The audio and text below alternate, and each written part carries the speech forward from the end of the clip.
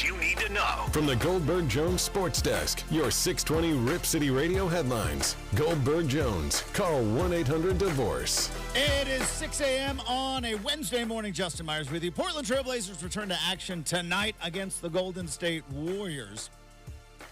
Tip-off is set for 7 o'clock. Pre-game coverage begins at 4:30 right here on 620 Rip City Radio. Anthony Simons listed as questionable. Could see his first action since going out earlier on in the season with a wrist injury. DeAndre Ayton listed as doubtful with right knee soreness. Jeremy Grant out still in concussion protocol. The NBA mid-season tournament Final Four is now set for Vegas. The Lakers taking on the New Orleans Pelicans, and the Milwaukee Bucks with a win yesterday will be facing the Indiana Pacers. Oregon has got a date with Liberty. No, not actual Liberty. The Liberty University. January 1 in Phoenix for the Fiesta Bowl. Tyson Alger, friend of the program from the I-5 corridor, joins us to talk about the matchup in the bowl game, the season that was. Bo Nix has still got a chance to win the Heisman. He's also your Pac-12 Player of the Year. Hour 1 of RCM starts right now at 620 Rip City Radio. The home of the OSAA is 620 Rip City Radio. It's time for Justin Myers to wake you up here on Rip City Mornings, 620 Rip City Radio. And a very happy Wednesday. It is RCM. I'm your host, Justin Myers. Super producer Brendan is safely partitioned on the other side of the glass. Thanks for getting up early with us or staying up late. However you are rolling on this particular Wednesday. A lot of stuff to dive into on the big show. Blazers back in action tonight. Might not be at full strength. I'm going to venture to say the Blazers not going to be at full strength all season long. I think they are in a position where they can still get some of the young guys some run, can still hold on to what I have categorized as a soft tank. I think they are in soft tank mode. I said it, Brendan, I said it a couple of weeks ago. I'm going to say it again, especially with DeAndre Ayton listed as doubtful. Anybody has any discomfort on this Blazer team is like, hey, take a seat, bud. All right, we don't need you fighting. Not this year. We don't need you fighting through anything. Any amount of discomfort. Like, we're not going to actively shut you down like when they told Damian Lillard to not play last year. And apparently that irked him a little bit because he was going for the scoring title. And they said, we'll make some moves, though, with this. And they drafted a 19-year-old replacement for him. But not exactly a full tank the Blazers are going to be in. At least not until maybe February. But full-on soft tank mode is engaged. Like, hey, big guy, DA, we're going to need you for about 3-4 more seasons. So that right knee, it starts acting up. Just a little sore. Yeah, take a night off. You just take the night off. Any amount of discomfort for the Portland Trail Blazers. But it'd be nice to see Anthony Simons potentially come back tonight for the Blazers. They'll be taking on Golden State. So we'll dive into a smidge of Blazer talk and kind of where we are. Not even Christmas yet, but kind of where we are with this Blazer team. Because now that college football, for the most part, and obviously we're still going to talk about college football in this program because, well, the transfer portal and NIL stuff as it just changed the way we look at this. Like, the whole world of college football has changed, but in particular, this time of year, right? This time of year used to be kind of like, hey, season's over. Let's all catch our breath. Coaches are going to go out and start recruiting some high school kids. You guys get ready. Are finals going on right now, or are they over? The calendar. Are finals going on right now in college? Because back I think we're close. I think this is dead week. Dead week. It truly was dead. It was like seeing zombies around campus. So, like, usually take a break. Hey, players, go get your finals done. We'll get some workouts in. Whatever the bowl game, we'll ramp it back up for the bowl game and get ready to try to finish strong. And now it's like, all right, let's get on the waiver wire right now. We got to get a quarterback for next year. We got to, who is available? Who is in the transfer portal? How much money is it going to cost? And we're going to do a little bit more of a deep dive into this coming up in about 15 minutes. But for all of you, because again, The unintended consequences of the NIL part of this, which I foresaw. I have a very bad habit. I try to be as positive as anybody, but my bad habit is I can see the pitfalls. I can see the consequences. I can see what ultimately could go wrong. Drives my wife crazy. So will you just talk about what could go right, but this could go wrong? Are we thinking about this? Are we planning for this? Are we creating a safe haven for this? Because a couple of years ago, everybody got all up in arms. Hey, let's pay the players. Let's just pay them. How hard can it be? They're making these universities millions, which is true. Universities were making millions. Now, that millions was being spent on, I don't know, non-revenue sports so that, I don't know, other student athletes, mostly females, could have an opportunity. But regardless, yeah, you're right. College football players, they were getting screwed. So let's just pay them then. As if it was such a simple thing to just upend 150 years of college athletics. And then, of course, politicians got involved. They created law. Law came out and said, yeah, you can't stop these guys from earning money. And everybody thought, this is going to be finally, these guys are going to get what they have come and do, right? They are finally going to be able to, their market value is finally going to be met. And everybody thought, oh, yeah, they'll do a couple of commercials, right? They'll sign a couple of autographs. If they are featured in a video game, or if they go on YouTube and they have a YouTube channel or an Instagram, they can get compensated for their market value. And I said, you're not thinking like a booster. You're not thinking like a guy who's got deep, deep pockets and does not care. Is this what you wanted? Starting quarterback of Ohio State because they didn't make the college football playoff is now testing the waters of the entire college football world, saying, hey, who's going to throw the bag at me? And don't blame any of the players. This is me not blaming the players. I don't blame them one bit. Don't blame the players. But is this what you want? All of you. Because I felt like I was on an island by myself going like, guys, paying the players isn't going to help.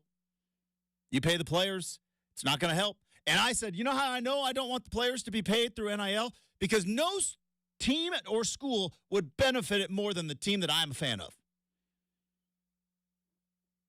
Outside of, well, I don't know, 3 or 4 other schools, who can compete with Oregon with regard to NIL?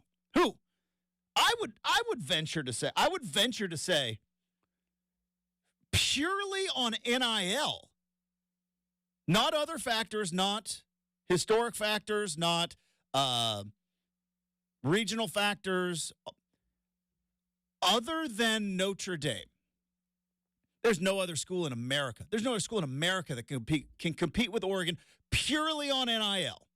You want to know why? Because Phil Knight, with his swoosh dynasty over there in Beaverton, can just go to any player and be like, yeah, you are a Nike athlete. You're a Nike athlete.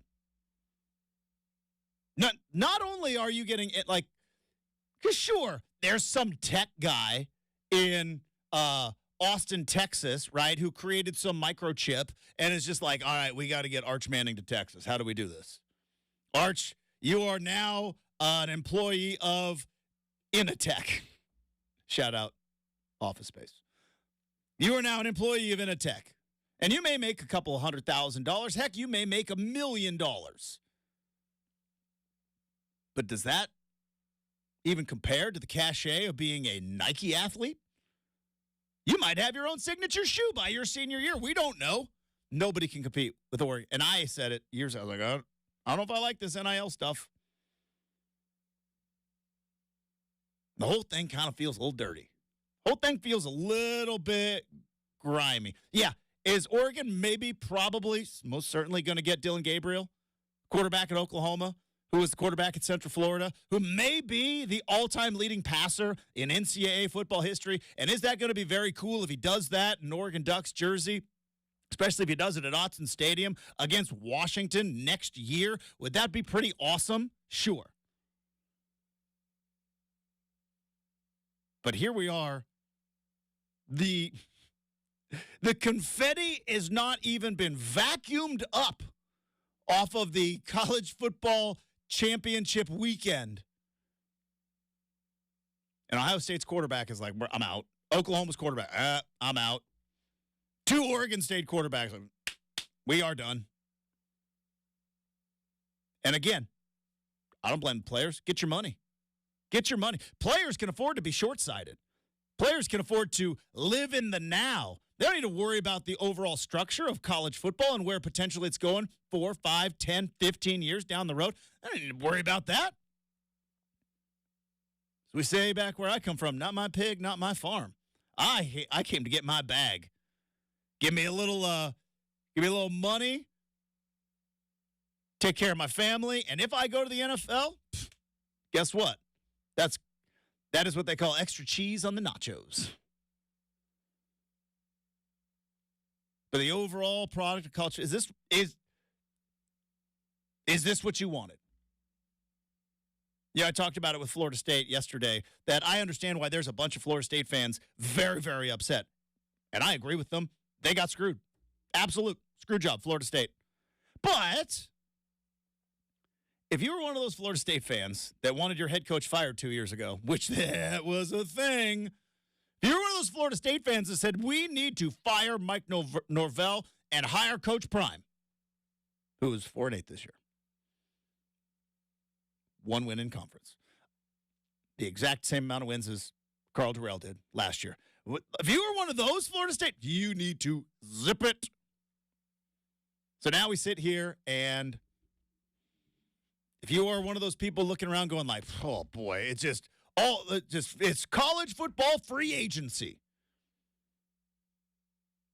I think that's what I think it was Missouri's coach. So let's just call it what it is. It's free agency. Well, if you're one of those people saying pay the players, guess what? This one's on you. Is this what you wanted?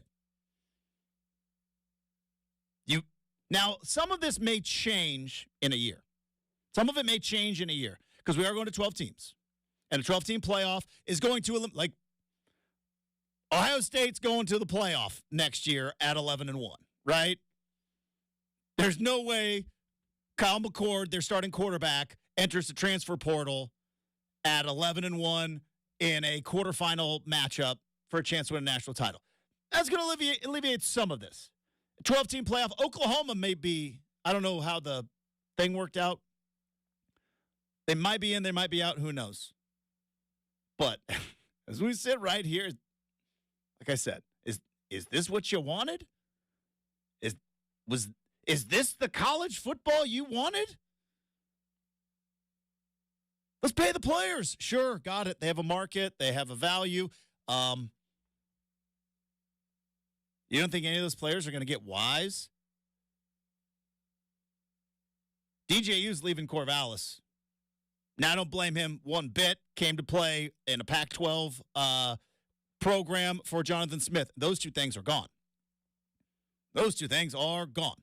And that's the other problem, right? Because for years and years and years, coaches were able to pull this off coaches shut it, by the way. This is me, Justin Myers, fan. Coaches, I don't want to hear you complaining one bit. Because how many coaches out there essentially entered the old coach transfer portal? Brendan's coach did. I mean, they were still picking up garbage at Autzen Stadium after Civil War when Jonathan Smith was boarding a plane saying, like, yep, I have, he didn't officially enter the transfer portal and didn't put out he did put out a notes app. Thank you to the Beaver fans. That was pre-written 2 weeks ago. But you got your notes app, right? You got your thing. But again, as you know, like Justin, I'll look you in the eye the same way. No decisions have been made as I'm freezing in an Autzen tent Friday night. It was pretty chilly Johnny. there. It was pretty chill. I was pretty warm, though. I bet you were. Benefit of nice seats. And, other other entities. But regardless, the coaches did this all the time. So I don't want to hear jack from the coaches of like, well, it's just football free agency. It's like, what do you think the coaching carousel is? You guys did it all the time. You just did it kind of hush-hush behind the scenes and hid behind the, my agent is talking to people. I pay him millions of dollars. He better be out there.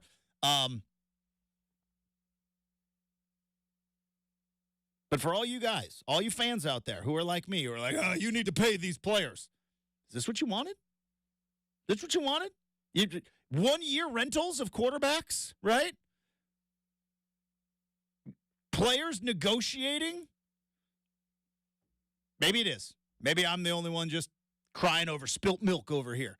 But do have some other thoughts.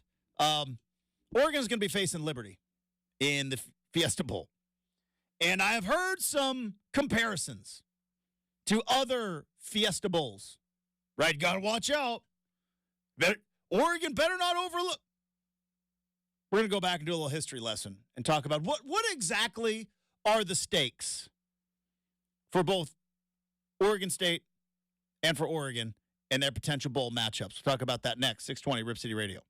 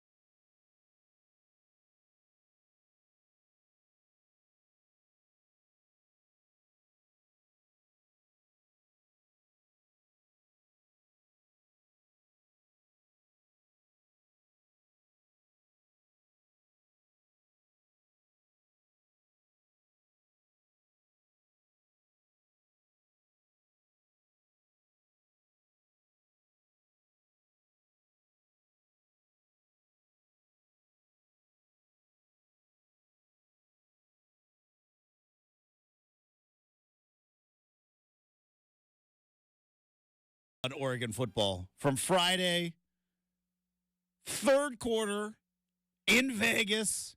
You got a lead. And if you'd have said, hey, at that particular time, I think you guys are going to be playing Liberty coming up in about a month. You're like, what? Yeah.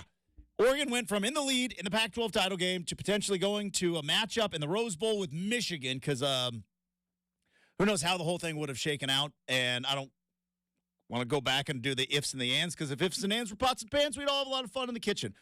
Oregon went on the field. They lost to Washington. And because of that loss, you set yourself up for a chance to play Liberty in the Fiesta Bowl. Now, that matchup got announced. Everybody kind of kicked rocks for a while. And Oregon fans kind of got in their feelings a little bit. I did not because I have a different thought about bowl games. It's not the most popular thought, but I feel like I am correct on this, which is unless you are in a marquee matchup, unless you are playing for a national title, or unless you are trying to play for something that either never has or very rarely happens in your program, such as last year Oregon State playing in the Vegas Bowl against Florida for 10 wins, that stuff matters. That stuff holds some value. But for the most part, if you're not playing for a national title and you're not playing a marquee matchup, the results of these bowl games, there is no detriment to losing. It might stink for the players, and the players will tell you, we want to win, we care, and all that stuff, and I understand that. But in terms of real-world credit, value, there's not much there. So I've heard from multiple people, and we're going to do a little, Brendan, you know how I love my history lessons. You know how I love people taking them back in time because it's easy to look at the surface of things, but when you dive a little bit deeper, you realize like, that's something I never thought of before. Did you ever read that book? Now, I listen to the book on tape because, I'm a mover and a shaker. I don't have time to sit and read. Actually, I really do. But did you ever read the book Freakonomics? Can't say that I did. It's a fascinating book. I don't know if I read it cover to cover, but I read enough of it to where it's like there are certain things you think of, and what they did was like actually other factors might have been causing the effect instead of what you actually think. So immediately the news came out, Oregon's playing Liberty. Man, who is Liberty? Again, like I said, Google it, make your own judgments on Liberty as a university. But Oregon is facing Liberty. Liberty is a very Christian school. Justin, is that a distinction? It's like, no, but it's the truth. There are Catholic schools. There are Christian schools. Like TCU is a Christian school. That's what the C stands. Then there are very Christian schools. You can't say Notre Dame without saying Catholic. So yes. It's just not But possible. it's like also technically like USC is a Catholic school. Notre Dame is a very Catholic school. You know what I mean? That makes sense. Yeah. I mean, Rudy taught me that, Justin. They had to go to chapel. So I'm just saying, Rudy taught me everything I need to know about Notre Dame. There are, University of Utah is primarily a Mormon institution. BYU is very Mormon. You know what I mean? Yes. Basketball player gets suspended for things. Not, you know what I mean? That happened one time. So, Liberty, very Christian school. Now, they decided a handful of years ago, which I think smartly was, hey, we need some revenue. You know what makes revenue? Football. Let's start taking football a little bit seriously here. Let's start investing in and bringing it and start moving up the ladder. And let's get Hugh Freeze, guy that got fired for allegedly having phone calls with ladies of the night, shall we say? And some recruiting violations as well there at Ole Miss. We'll come here, we'll rehab you. Can you build up our football program? Can you do it? Can you get us? And so they have been slowly climbing the ladders, investing money because they got a lot of money, but they're making more money by building up the football program. That's neither here nor there. But they're undefeated. They're the highest-ranked Group of 5 school. Somebody's got to play them. Oregon draws the short straw in that scenario. And what is the one example when you think of big Power 5, top 10 program going to a bowl game that maybe they weren't pumped to be going to, facing the little engine that could, right? David Goliath. Brendan, what is the game? What is the game that is brought up in that example as maybe potentially a cautionary tale in going to a bowl game, big giant behemoth going up against little engine that could? Top of your mind, what would be? I didn't prep you for this. This is my fault. It's not like Oregon State, Florida last year. No. Further back. Yeah. I'm thinking Boise State, Oklahoma. Oh, yes. Okay. So when Boise there's far State- more at stake, then, yeah, a BCS game. BCS game, because this is, I mean, I know it's not a playoff game, but it's still a BCS game. Well, it's not a BCS game anymore. I missed a New Year's 6 game. New Year's 6. Is it Division 1A? No, it's FBS. And that's the game they always bring up, right? Oh, be careful. Oklahoma, they had Adrian Peterson on that team.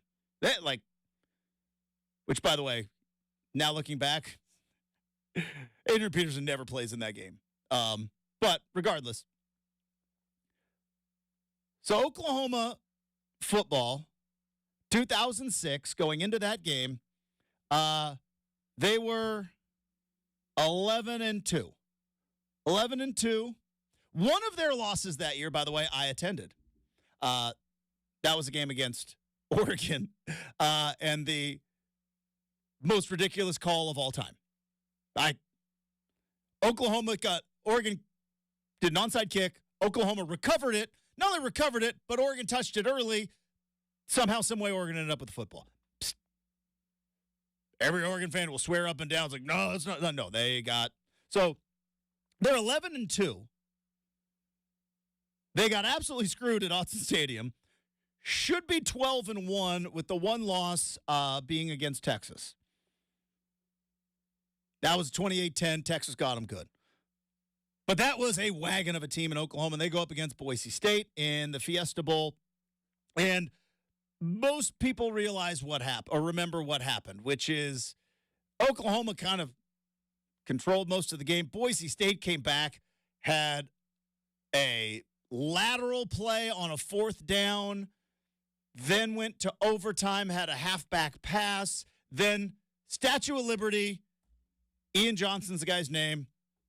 Scores the 2-point conversion, throws the ball into the stands, proposes to his girlfriend, and everybody's like, whoa, see what happens when you don't take your opponent seriously? Cautionary tale, right? Be careful. What happened next year with Oklahoma? Did Oklahoma suffer any consequences from losing that game other than being a little red in the face and probably a bummer of a trip to Phoenix? Let's take a look. 11-3. They were 11-3 the next year. Now they again went back to the Fiesta Bowl, and again they lost to West Virginia, but they were 11-2 in the regular season. They beat Texas in the Red River rivalry. They were Big 12 champions. They beat, at the time, the number 1 team in the country that was the Missouri Tigers, because that's how nuts 2007 was. But Chase Daniels, baby.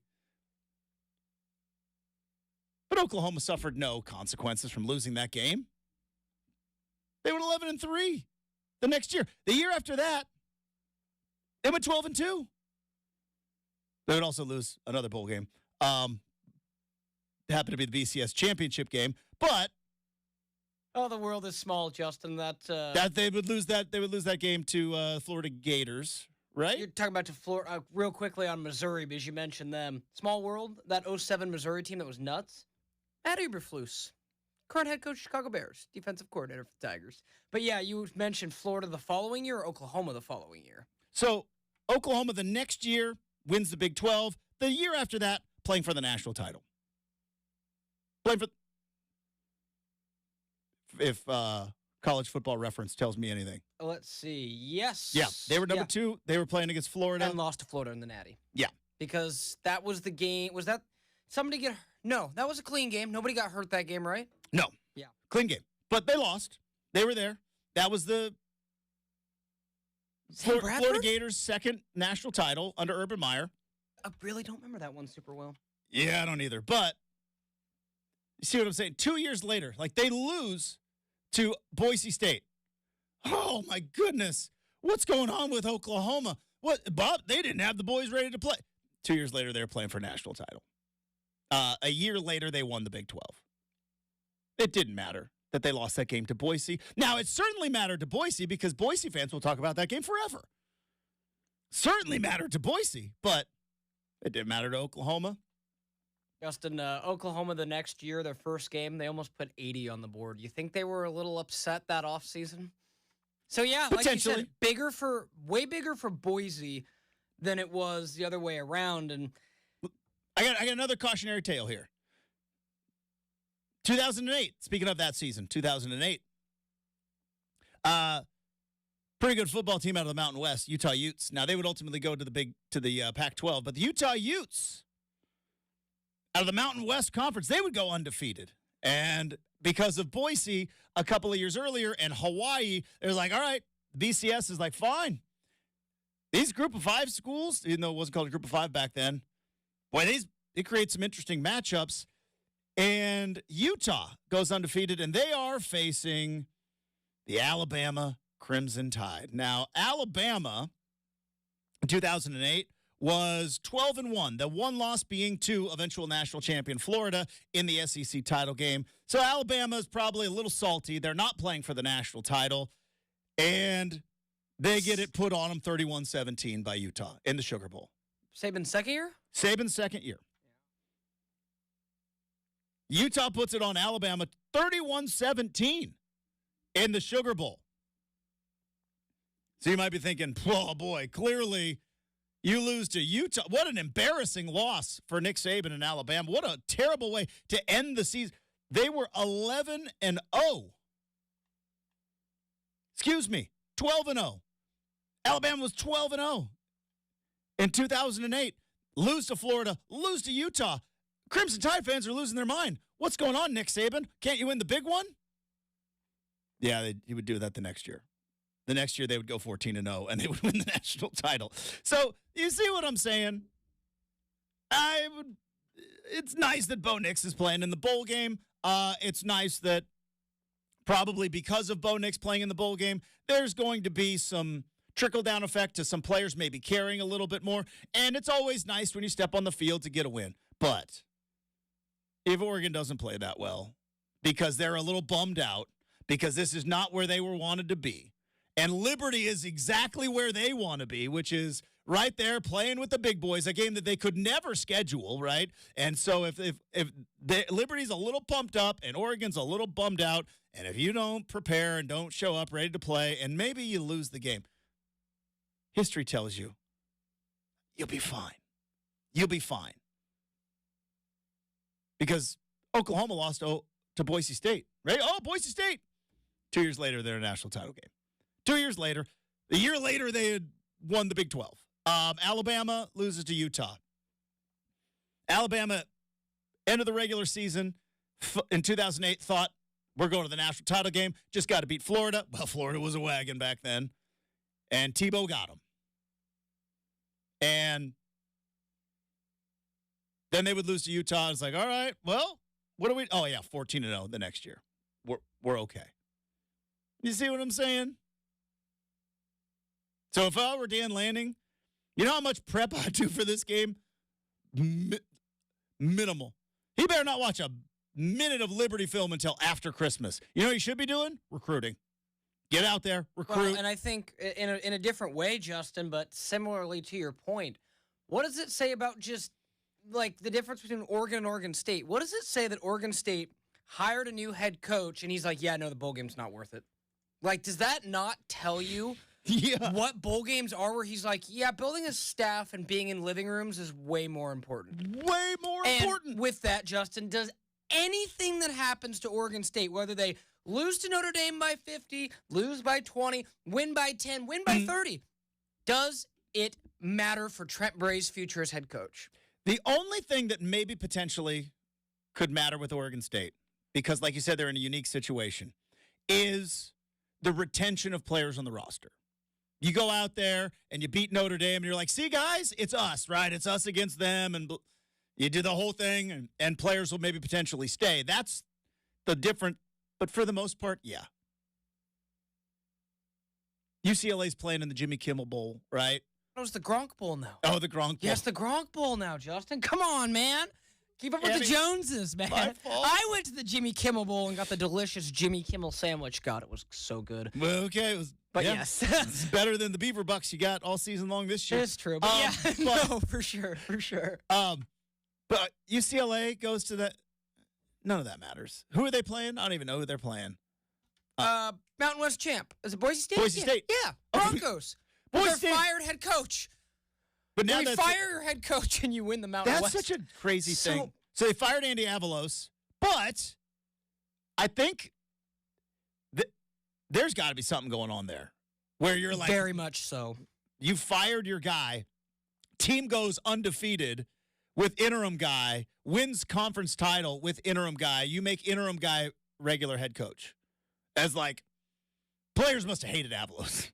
Do you know what I mean? I guess, right? I don't know. It's such a crazy thing. Something's going on there. Didn't hear about that when he was defensive coordinator in Oregon, Justin. No, love that guy. Didn't hear any of that then. So Love go that figure. guy. But UCLA or USC. USC's playing the Holiday Bowl, right? Who are they playing? Clemson? Yeah. USC loses to Clemson. Doesn't matter, right? Because they're going to get on the waiver wire, and they're going to try to buy a quarterback, and they're going to go try to buy some defensive backs. They need to, and probably buy some defensive linemen, and they're going to be recruiting. Caleb Williamson playing in it. The Holiday Bowl. Let's just go back to last year. Was it very fun? I'm not saying was it very fun, me sitting on my couch watching Oregon, North Carolina in the Holiday Bowl last year, down to the wire, and to see Bo Nix, Dakota, right? Oregon kid. Dad played at Oregon, right? Transferred back, touchdown, win the Holiday Bowl. Boom. That was really fun. You know what that didn't get you? Went over Washington the next year. It just didn't. Still 0-2 against the Huskies. Still got to figure out how to do that. You know how you fix that? Not winning bowl games, recruiting. Recruiting, getting players, getting the NIL deals done, which I don't like. But it did get you Bo Nix to maybe potentially come back. And Bo Nix came back. He's now Pac-12 Player of the Year. Washington fans are up in arms. They're up in arms. Bo Nix is 0-2 against the Huskies. How is Michael Penix Jr. second team to Bo Nix? Well, I'll tell you how when we go on campus next, 620 Rip City Radio.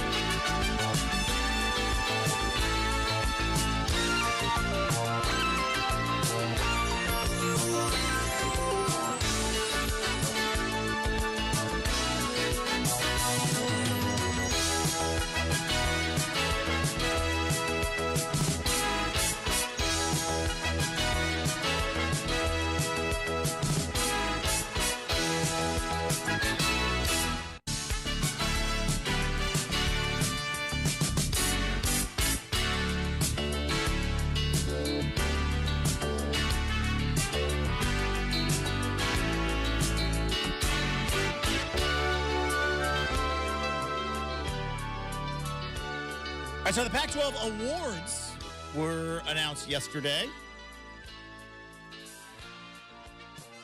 Pac-12 Player of the Year, well, Offensive Player of the Year, I should say, goes to Bo Nix.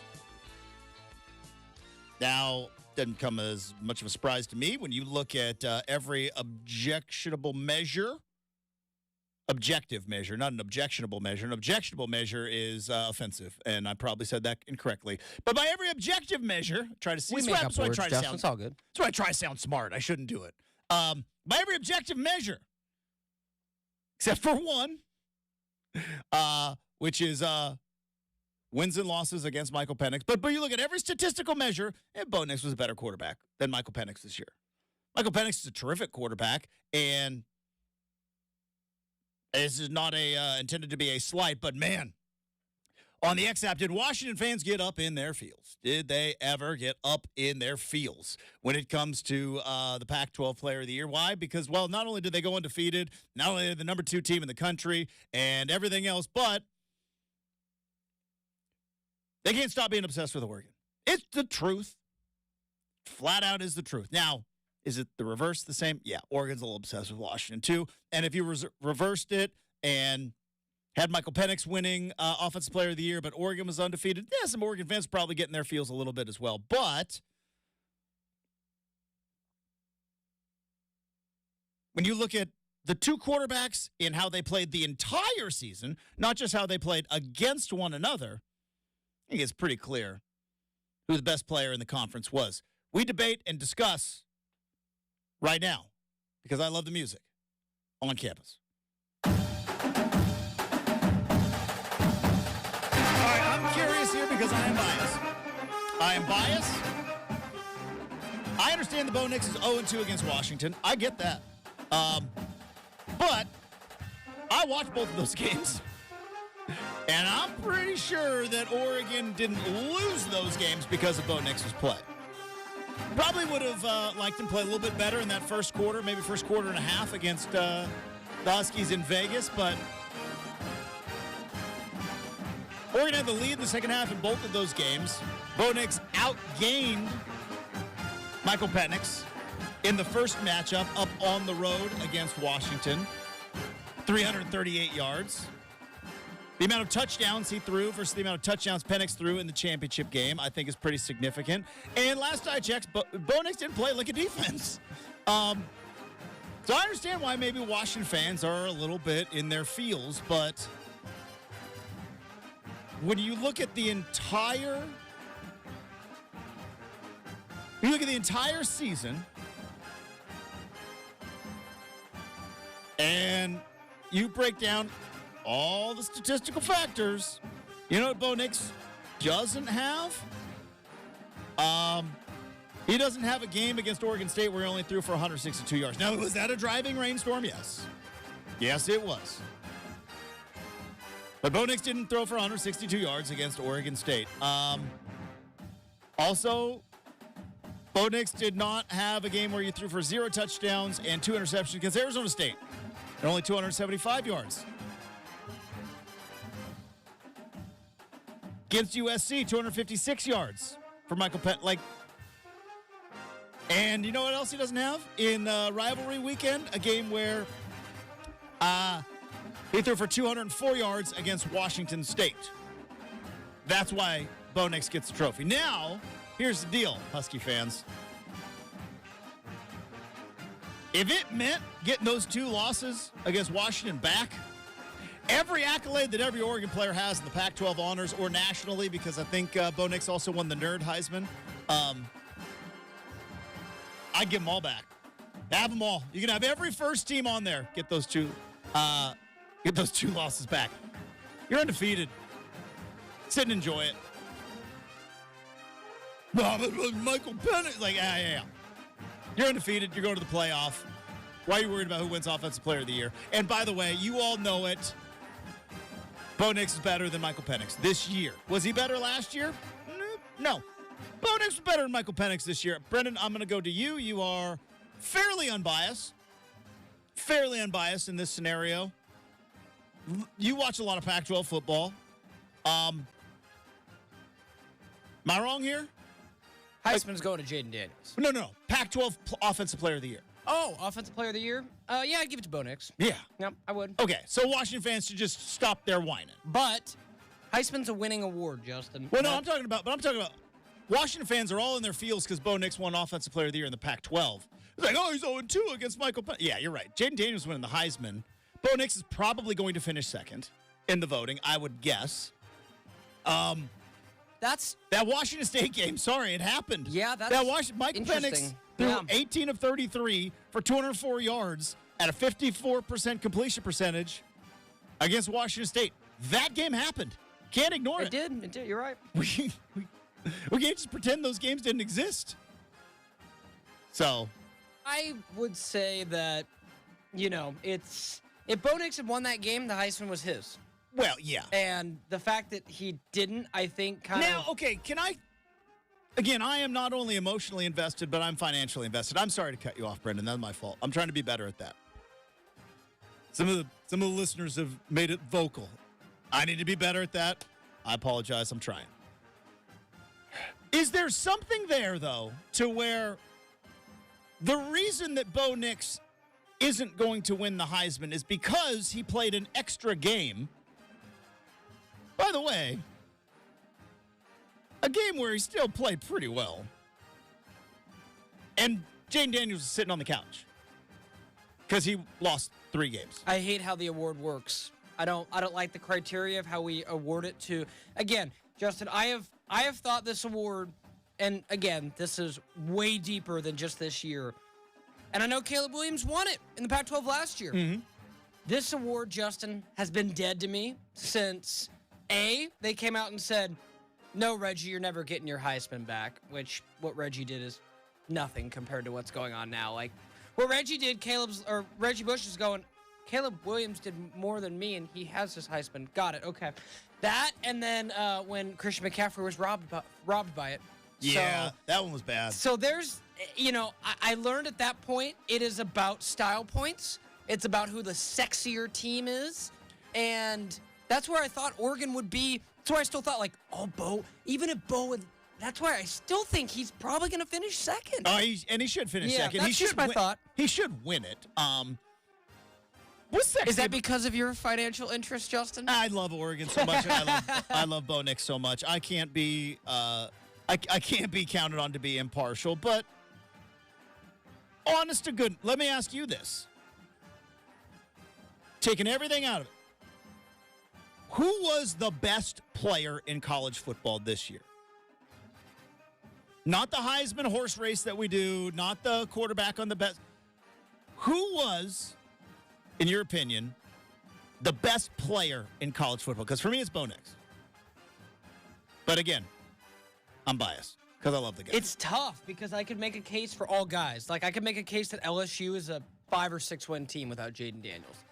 You could make the case without Michael Penix and Dylan Morris under center. The Huskies maybe go 6-6. What do the Ducks do with Ty Thompson? That's the thing. I think Oregon. You could be all right? I think Oregon would be like 8 wins with Ty Thompson. And I always say that because Oregon's defense, with the exception of that game versus Washington, when they just ran out of horses at the end, their defense had been elite all year long. And we saw Washington had some cracks and, found a way, and maybe they're this year's TCU.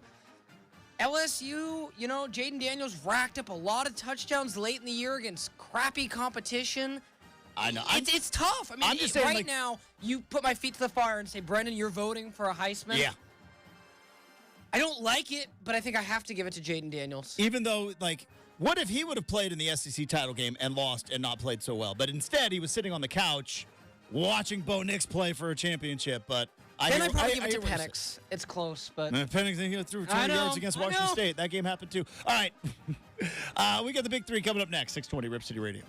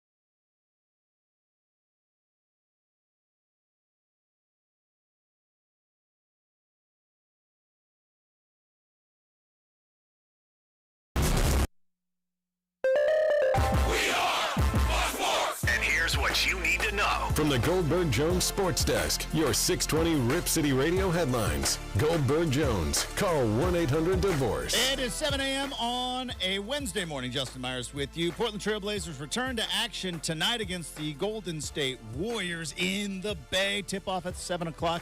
Pre-game coverage begins at 4:30 right here on your home of the Blazers, 620 Rip City Radio. Some good and bad, and in the middle, injury news. Anthony Simons listed as questionable. Could see his first action in more than a month and a half. DeAndre Ayton listed as doubtful with right knee soreness. Jeremy Grant out of the pool. Concussion protocol. Jeremy Grant will not be playing tonight. NBA midseason tournament action last night as the Lakers and the Bucks punched their ticket to Vegas. They'll be heading to the Final Four of the in-season tournament. Lakers will be taking on the New Orleans Pelicans, and the Milwaukee Bucks will face the Indiana Pacers. Bo Nix has been named the Pac-12 Offensive Player of the Year. Also wins the Campbell Trophy, a.k.a. the Nerd Heisman. Tyson Alger joins the show in hour number 3. But the Big 3 starts right now at 620 Rip City Radio. The home of the OSAA is 620 Rip City Radio.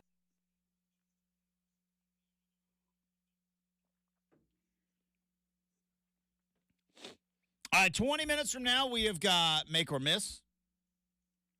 40 minutes from now, we have got Worldwide Wednesday.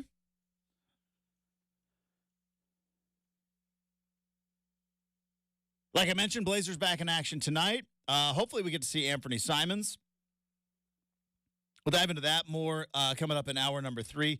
And you mentioned this yesterday, Brendan. We didn't get to it in our NFL discussion because we got into this weird conspiracy theory about how I believe the Patriots are giving Bill Belichick a parting gift out of New England as long as he continues to lose games, because it is kind of unfathomable that the greatest NFL coach of all time is coaching such a dog breath team. But, you know, maybe it's just the circumstances. Maybe it's just like all the coaching in the world doesn't matter, right? Because the Belichick way and the Patriot way. How'd the Patriot way fall so far down to where they're not going to be as bad as the Panthers, but they may be the second worst team in the NFL? I think we need to call it the Brady way. Might be. I'm just saying there's no evidence to suggest otherwise, Justin, other than when Belichick went, I think like 10-4 with Matt Castle. Matty Castle, baby. The year that Brady tore his ACL. Other than that, and then the year that he took Mac Jones to the playoffs as a rookie, that was 2 years ago, they lost in their rookie or in the wild card game. Yes. Other than that, Justin, those two examples, you cannot find a time. I mean, I guess if you want to say when he won with Drew Bledsoe before he got hurt and all that, but God, that's a long time ago. Let me ask you this. He hasn't won without Brady. Let me ask you this. There are 3 coaches, right, that we talk about greatest of all time, right, which is Belichick in the NFL, which, as we have mentioned, has not won without Brady. He is the, can we say he is the GOAT considering he hasn't even passed Donnie Shula yet? Maybe the original Yeah, but it's winner. more, I think, championships versus, because like Don Shula, I think, won 1 championship. I don't know. My criteria on NFL head coaches is how many rings you got. Like, we're talking about all these awards coming up, and I saw a list of, like, Coach of the Year in college football, all these, like, I'm sorry to say, but Jim Harbaugh should be Coach of the Year. I mean, he's got the best team. Like, they're undefeated. They haven't had a hiccup. Now, he hasn't coached in 6 of their games, so maybe is Jim Harbaugh even eligible for Coach of the Year? But my point has always been, I hate Coach of the Year as an award because it's essentially like, sorry, we thought you were going to be as bad as you are. It's like the Pac-12, like, oh, Jed Fish should be Coach of the Year. No, Kalen DeBoer should be Coach of the Year. He put together a team that ran through the conference. They walked on the field, and every time they walked off the field, they had a dub. Nobody else did a better coaching job in the Pac-12 than Kalen DeBoer. There is no debate. Like, oh, what about the players? Yeah, he went and got the players. Justin, for all that is glory in this world, I would pay a decent amount of money to see, please, for all that is right in this world, Make Mike Norvell coach of the year. Yeah, there we go. I want to see it happen. Clearly. I want to see the name Mike Norvell the coach of the year just to see what his reaction is to that. Hey, coach, we left you guys out, but you got coach of the year coming, baby. And by the way, Justin, it'll be a futile effort, but you see they're suing the committee. Yeah, this is, again, it's political. They're not. I think it's political grandstanding. Right? A little, but nevertheless, it was because always pretty politicians who don't know anything about sports, right? Who I think okay, great, sue us. Sorry about it. We run a playoff. We decide who goes to the playoff. It's not even really a playoff. It's a mythical national championship. It's a make-believe. Even though it's a real trophy, it's a make-believe championship. Nobody was in that committee meeting. Anyways, moving on. Point was, Belichick, Popovich, Phil Jackson.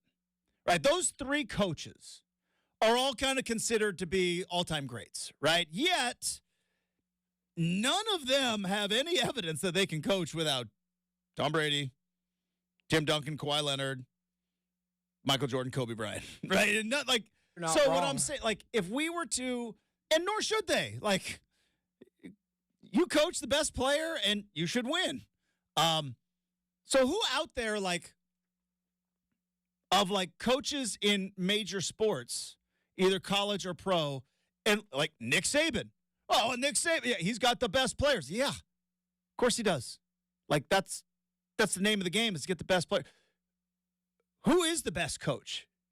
If, like, we look at it as, well, Belichick can't win without Brady. Like, is there a coach out there that I'm thinking, like one on any consistent basis with, I don't want to say bad players, because you can't win with bad players, but one without the benefit of all-time greats?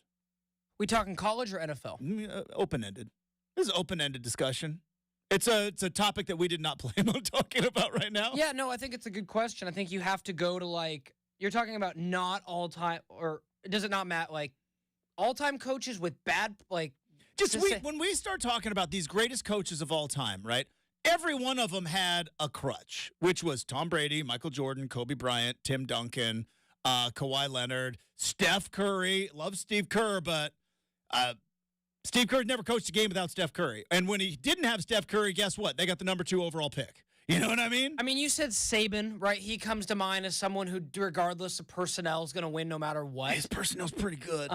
Personnel's pretty good. That's fair. To cut the other way, I'd say Chris Peterson about 10 years ago, when he was winning with Mountain West talent and beating Oklahoma with Mountain West talent. Because go back and look, folks. Yeah. Kellen Moore was not a 4-star. Doug Martin was not a 4-star. These dudes that were going to Boise were 2 and 3s. That one comes to mind for college. The NFL's a little trickier. I want to go with, like, my boy Sweater Boy Pete, because Pete Carroll's proven it these last 2 years. Like, he's been competent, far more than competent. Playoff ability, Justin, with a quarterback who was left for dead. And Geno Smith. And I'm not saying that to hate on Geno. I think Geno's solid. But, like, Justin, you're telling me, like, the Jets believed in him when they let him go? After they drafted him, like, what, 6th overall? Or whatever it was? So I think, like, you know, in that regard, Pete Carroll is kind of showing me he might be better at this point in his coaching career than Bill Belichick. I know Russell Wilson's not Tom Brady and vice versa. That relationship was not 20 years. Maybe Belichick's like, I don't know what to do without Tom. But the way that Pete was able to adjust, because there's no more important position in football than quarterback, especially at the NFL. And for him to adjust off of Russ and go to Geno, like, that stands out to me as, like, a great coaching job where maybe he didn't have the greatest players. They lost their defense, Justin. They have a patchwork offensive line. It's not like the Seahawks on paper are a Super Bowl team. Mm-hmm. So I'd say Pete maybe in that mix. Any others come to mind? I love Pete Carroll. You're not going to tell me twice, but... Just a thought, like, I'm not saying for sure. Like, he has, I think, now again, this is unfair because I think he's only coached 3 seasons without Russell Wilson. One time they made the playoff at 7-9 because the division was terrible. That was the Beastquake year, but went to the playoffs, won a playoff game with Matt Hasselbeck in 2010. Then Tavares Jackson, then Russell Wilson era began. So that was, and then this last year. They made the playoffs. They may make the playoffs again this year. Who knows? Three total seasons, 10, 11, and then this last That's what year. I'm saying. Yeah. And made the playoffs in 2 of them. So he's made the playoff. Now, like I said, though, one of those playoffs, they were 7-9. So do we put an asterisk there? Like 2010 Seahawks with Matt Hasselbeck, they were 7-9. Do we say that negatively, though? Like, was that Brendan, really they were 7-9. Like, again, it was a little, I was. The division was so terrible. I was a cool 13 at the time, Justin. So I can't say I remember much more than the Beastquake itself. Were the Seahawks really that bad? I know they won a bad division, kind of like the NFC South this year. I think if you're 7-9, you're not very good. They the Beastquake. They hosted a playoff game. I know, but that's what I'm saying, though. They beat the Super Bowl champ. That's one game. It's the NFL. I'm just saying. Weren't the Saints pretty good that year when they beat them in Seattle? Well, I mean, they were a wild card team. They didn't win their division. Oh, that's surprising. That's why they were playing at Seattle. Coming off the Super Bowl. Yeah, that's either way. Which is not. I don't know. It's just funny that, like, Very the whole funny. Belichick thing of, like, you can't win without Brady. It's like, none of these coaches can win without their best players. So right? if you dragged and dropped, let's play like you got the crane and you're grabbing something out of the toy I'm machine. terrible at that game, by the way. Oh, I was never good at it either. Do you know people? It took skill. Took skill. I knew people who did. People that are actually like, Yep. and like every time they get it. And then I see these videos. Yeah. Have you seen the videos on I watch it on the TikToks. I don't know if you see it on the where like the guy's like, all you gotta do, hit the button 4 times, hold it for 2 seconds, left, right, boom, and it's guaranteed win every time. I was like, yeah, this is. As a kid, I would be like, oh, my friend would do it. I'd be on the side, like a little further. Like, yeah, that was. I hated that. Now, did you go big money? Like, because there are multiple types of the crane game. There's the little crane game where you're just trying to get a stuffed animal, and then there are ones where I remember. I'm gonna date myself, but there was an arcade in Douglas County where the crane game. There was a VHS of Wayne's World. Okay. That was to a 12-year-old, that's movie, that's and awesome. to own the VHS. And in the VHS had a $100 bill. And it was like, can you get? And it was like, yeah, nobody ever got it. It was like, I'm pretty sure it was weighted to the floor. I don't know. That's awesome. But yeah, it was to the point where my dad wouldn't even be like, yeah, you can't play the crane game. It's just a waste. You're never going to win. We're not doing it. But, like, did you go big money crane or did you go just, like, small stakes? We tried to go with whatever we could grab, Justin. I can sit here and say I don't know if I've ever successfully gotten anything out of a crane. I don't know if I can confirm I that. can confirm I have never. Yeah, so I don't think over life in the crane game. But if you're, let me ask you this, though. If in a year. But I do know friends that are like. Crane, yeah, it's a skill. It is a skill, which is nuts because it's just a game. But if you dragged and dropped and you put Bill Belichick, let's just do a couple options. Mm-hmm. If you put him. The Chargers. Trying to think who else is going to need a coach at the end of this year. The Bears with their new situation. Because I think his time, like Carolina, didn't they just? They fired Frank Reich. They've already fired their head give coach. Bill Belichick Bryce Young. I bet he could work with them. So, I don't think Bill Belichick wants a rook, even a second-year player. So he wants Justin Herbert. You think? Who wouldn't? I don't know. 6'6". Yeah, I don't have an answer for. Like. I don't know. Like, maybe the people who have movie Joe star, Burrow. good looks, beautiful head of hair. Not that matters at all. But who wouldn't want that guy? It does. He's a good-looking dude. But I mean, let's be real. Like, other than Joe Burrow, who I think, like, there are some Bills fans who would probably think, okay, I'd maybe consider Herbert. Like, other than maybe the Eagles, who are in love with Hurts, and I got a crazy one. Sure, potentially, and like, did I prep crazy? But if they don't figure it out, what do the Buffalo Bills do? What? The Bills, man. Oh, I thought you said Bill. Oh, no. Like the Bills. Oh, like, yeah. Okay, so. I bet some Bills fans are like, I'd take Justin Herbert. Oh, I'm just some. No. I'm talking about Bill Belichick. Now, the Patriots will never, under contract, probably let him go to in division. But probably not, no. But that would be nuts. If you're the Buffalo Bills and you're I'd trade Diggs for him. Well, who's the head coach of the Bills? McDermott is like Sean Not bad. I mean, not he's a solid bad, coach. Bill Belichick. Just saying. That'd be fun. I do think he ends up in L.A. I do think he ends up in L.A. Like, he's at that point, too, and he's super rich, warm weather, Right. He'll take out his grumpiness. He'll be like Brady and be happy when he went to Tampa.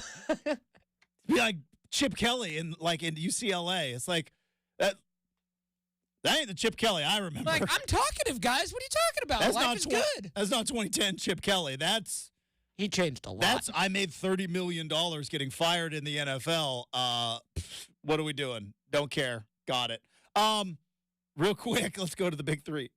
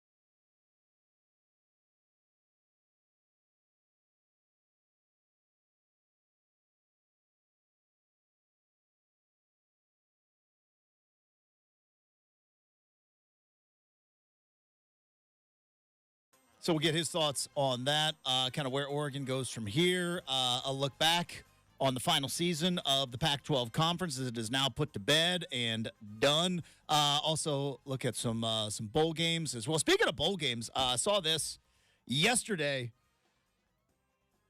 Sun Bowl's sold out, Brendan. I mean, Sun Bowl, like your Beavs are going to be playing in front of a sold-out capacity crowd. Is it Sun Bowl Stadium? If it's not that, it should be called that. It should be called the Sun Bowl, like the Orange Bowl used to be. But would assume a lot of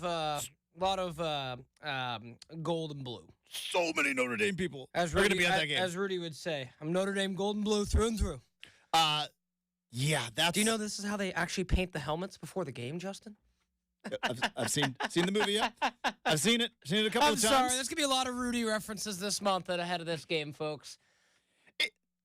All right, it's funny because I thought about this on Oregon's. They call it Duck Vision. It's the Jumbotron, right? They call it the Duck Vision. Like they play highlights, before the game, and like now their intro is bad. It needs to be changed, but they play highlights and stuff. And I remember last year, not this year, but last year, because part of the highlights is, going back into great memories in Oregon football. And one of those is when Oregon won the Rose Bowl in 2011 season, won the Rose Bowl, went down there, beat Russell Wilson and the Wisconsin Badgers. And there's a play in that Rose Bowl game where there's a fumble. Oregon dives on the fumble, and right there is then Oregon head coach Chip Kelly jumping for joy. As thought he was going to jump on the ball himself. So close, probably wanted to, but jumping for joy. And that was like a big highlight. It's right there with the Kenny Wheaton play and, the Joey Harrington Holiday Bowl and all that stuff. And there's Chip Kelly jumping for, and it was like, UCLA is coming to Autzen last year. And I'm like, do you keep that highlight in there? Because it's a coach of the other team now. And I was thinking about that with Oregon State, not to continue to bring up bad stuff, but that CBS wants to play so many highlights of that 2001 Fiesta Bowl, right? Oregon State and Notre Dame. And now it's like with Jonathan Smith not there, like you had a whole connection. The whole thing is like, how many highlights of that game do you think we're going to see? Or do you think that because Jonathan Smith left, it's going to temper it down a little bit? It's okay. To the best of my knowledge, he only threw 2 touchdown passes in that game, maybe 3. So we'll just run the Kenny. Also, one of those. Run the Kenny highlights. One of those asterisk because he dropped the ball. He did. Run the Kenny highlights, run the defensive highlights. Notre Dame was trying to run a triple option in that game, and he's still handing off. Like it's like just blur out the guy handing off to Kenny Simonton. I'd love to. Yeah, I mean, no, I'm sure Notre Dame fans, Justin, don't want to be reminded of the terrible Bob Davie era that was. I mean, all right, I have a question for you, and then we're gonna get to make or miss. Sure. But remember, truth table here. We don't fib to our listening audience. We are open and honest. I'm sure you saw it. We talked about it this morning. You mentioned it was going on in your Beaver group chat. That apparently a lot of Jonathan Smith gear has hit the Goodwill scene there in Corvallis. Somebody found a large Beaver Q-zip, and in the thing, embroidered Jonathan Smith, because obviously, for those that don't know, I don't know if Oregon State does this. I know Oregon does this because obviously they are a clear Nike school. Dan Landing's got some input, but essentially Nike lays out, here's what we'd like you to wear. It's color scheme wise, because it's to coincide with usually the uniforms. And I would imagine at Oregon State, Jonathan Smith gets like a, hey, we're bringing back the old Benny the Beaver logo. This is yours. It's got your name in the back that way. So it looks as though Jonathan Smith somehow, some way donated a lot of Oregon State gear, probably very nice gear, to the Goodwill on his way out of town. Now, you're not quite the same size, but I'm wondering if you could. We pretty much are. If you could, you were size large? Well, no. As far as like Jonathan Smith, like he's a little pudgier than you. Yeah, he's got a little more of a coach bod. Same height, man. Oh yeah, no. If I'm skinny, but no, like we're about the same height, about 5'8", 5'9". Now and I don't blame you for this. I love the passion. You're not very happy with that man, and I get it. It's going to be a while. It's going to take I'm trying to temper it. I realize I've sounded like a bit of a bitter old curmudgeon recently. It's still new. But it's hard, Justin, when you. I've got everybody in my work sphere telling me their thoughts, and then I've got everybody in my Slaughter family sphere that's like, yeah, like things I can't say on the radio about him. So and you got your coworker just poking the bear all the time. Well, that's every single day trying to get. He's a good coworker though. We'll let him slide. Just trying to get some content. But all right, let me ask you this, because obviously there was a big old box of probably hundreds of dollars worth of very nice Oregon State gear. If you were offered up that, would you take it? Oh, 100%, because I would have boxed it up and sent it to East Lansing. Attention, Jonathan Smith. Oh, no, I'm saying, would you wear it? No, I would get. At you first, wouldn't? Just like, hey, I've got all the Jonathan Smith collection. So my brother sent that to us, no context, and made it sound like, oh, I'm at Goodwill. I found this, and we're like, whoa, like get that. And I'm like, I'm going to put that in a box and say, attention, football department, East Lansing. Maybe add in a little note and say, no decisions have been made as I attach it. I could only, like, when you change school, like, there is probably thousands of dollars of gear, Mario Cristobal-sized Oregon gear. That's fair. Like, who knows where... How about the chip gear when he left Oregon? Mark Helfrich was not that big. Well, I mean, he would obviously get his own stuff. Yeah, but you know what I mean? Like, I know. I'm just being funny. One day, Mario Cristobal was coaching and probably had a closet full of Oregon gear in the Pac-12 title game against Utah. A day and a half later, he's on a flight to Miami, and it's all gone. Like, I've always been, where does it all go? Hey, I'm going to take this. Especially for somebody like Mario Cristobal, who's like a big dude. Jonathan Smith, it's real easy. You throw it to Goodwill, it's a size large. Everybody gets in on the action. That's true. It's a good point, and I'll say this: you wouldn't wear that quarter zip? You found it? Nope. It's tainted. It's tainted by a like I said, Justin. It's. Do you imagine going to Goodwill though in Corvallis and just like, all right, let's do a little like if you're a junior at Oregon State, and you're like, let's do a little thrifting, right? I got $20. Shop. Shout out Macklemore. Anyways, talk about a guy still riding that wave.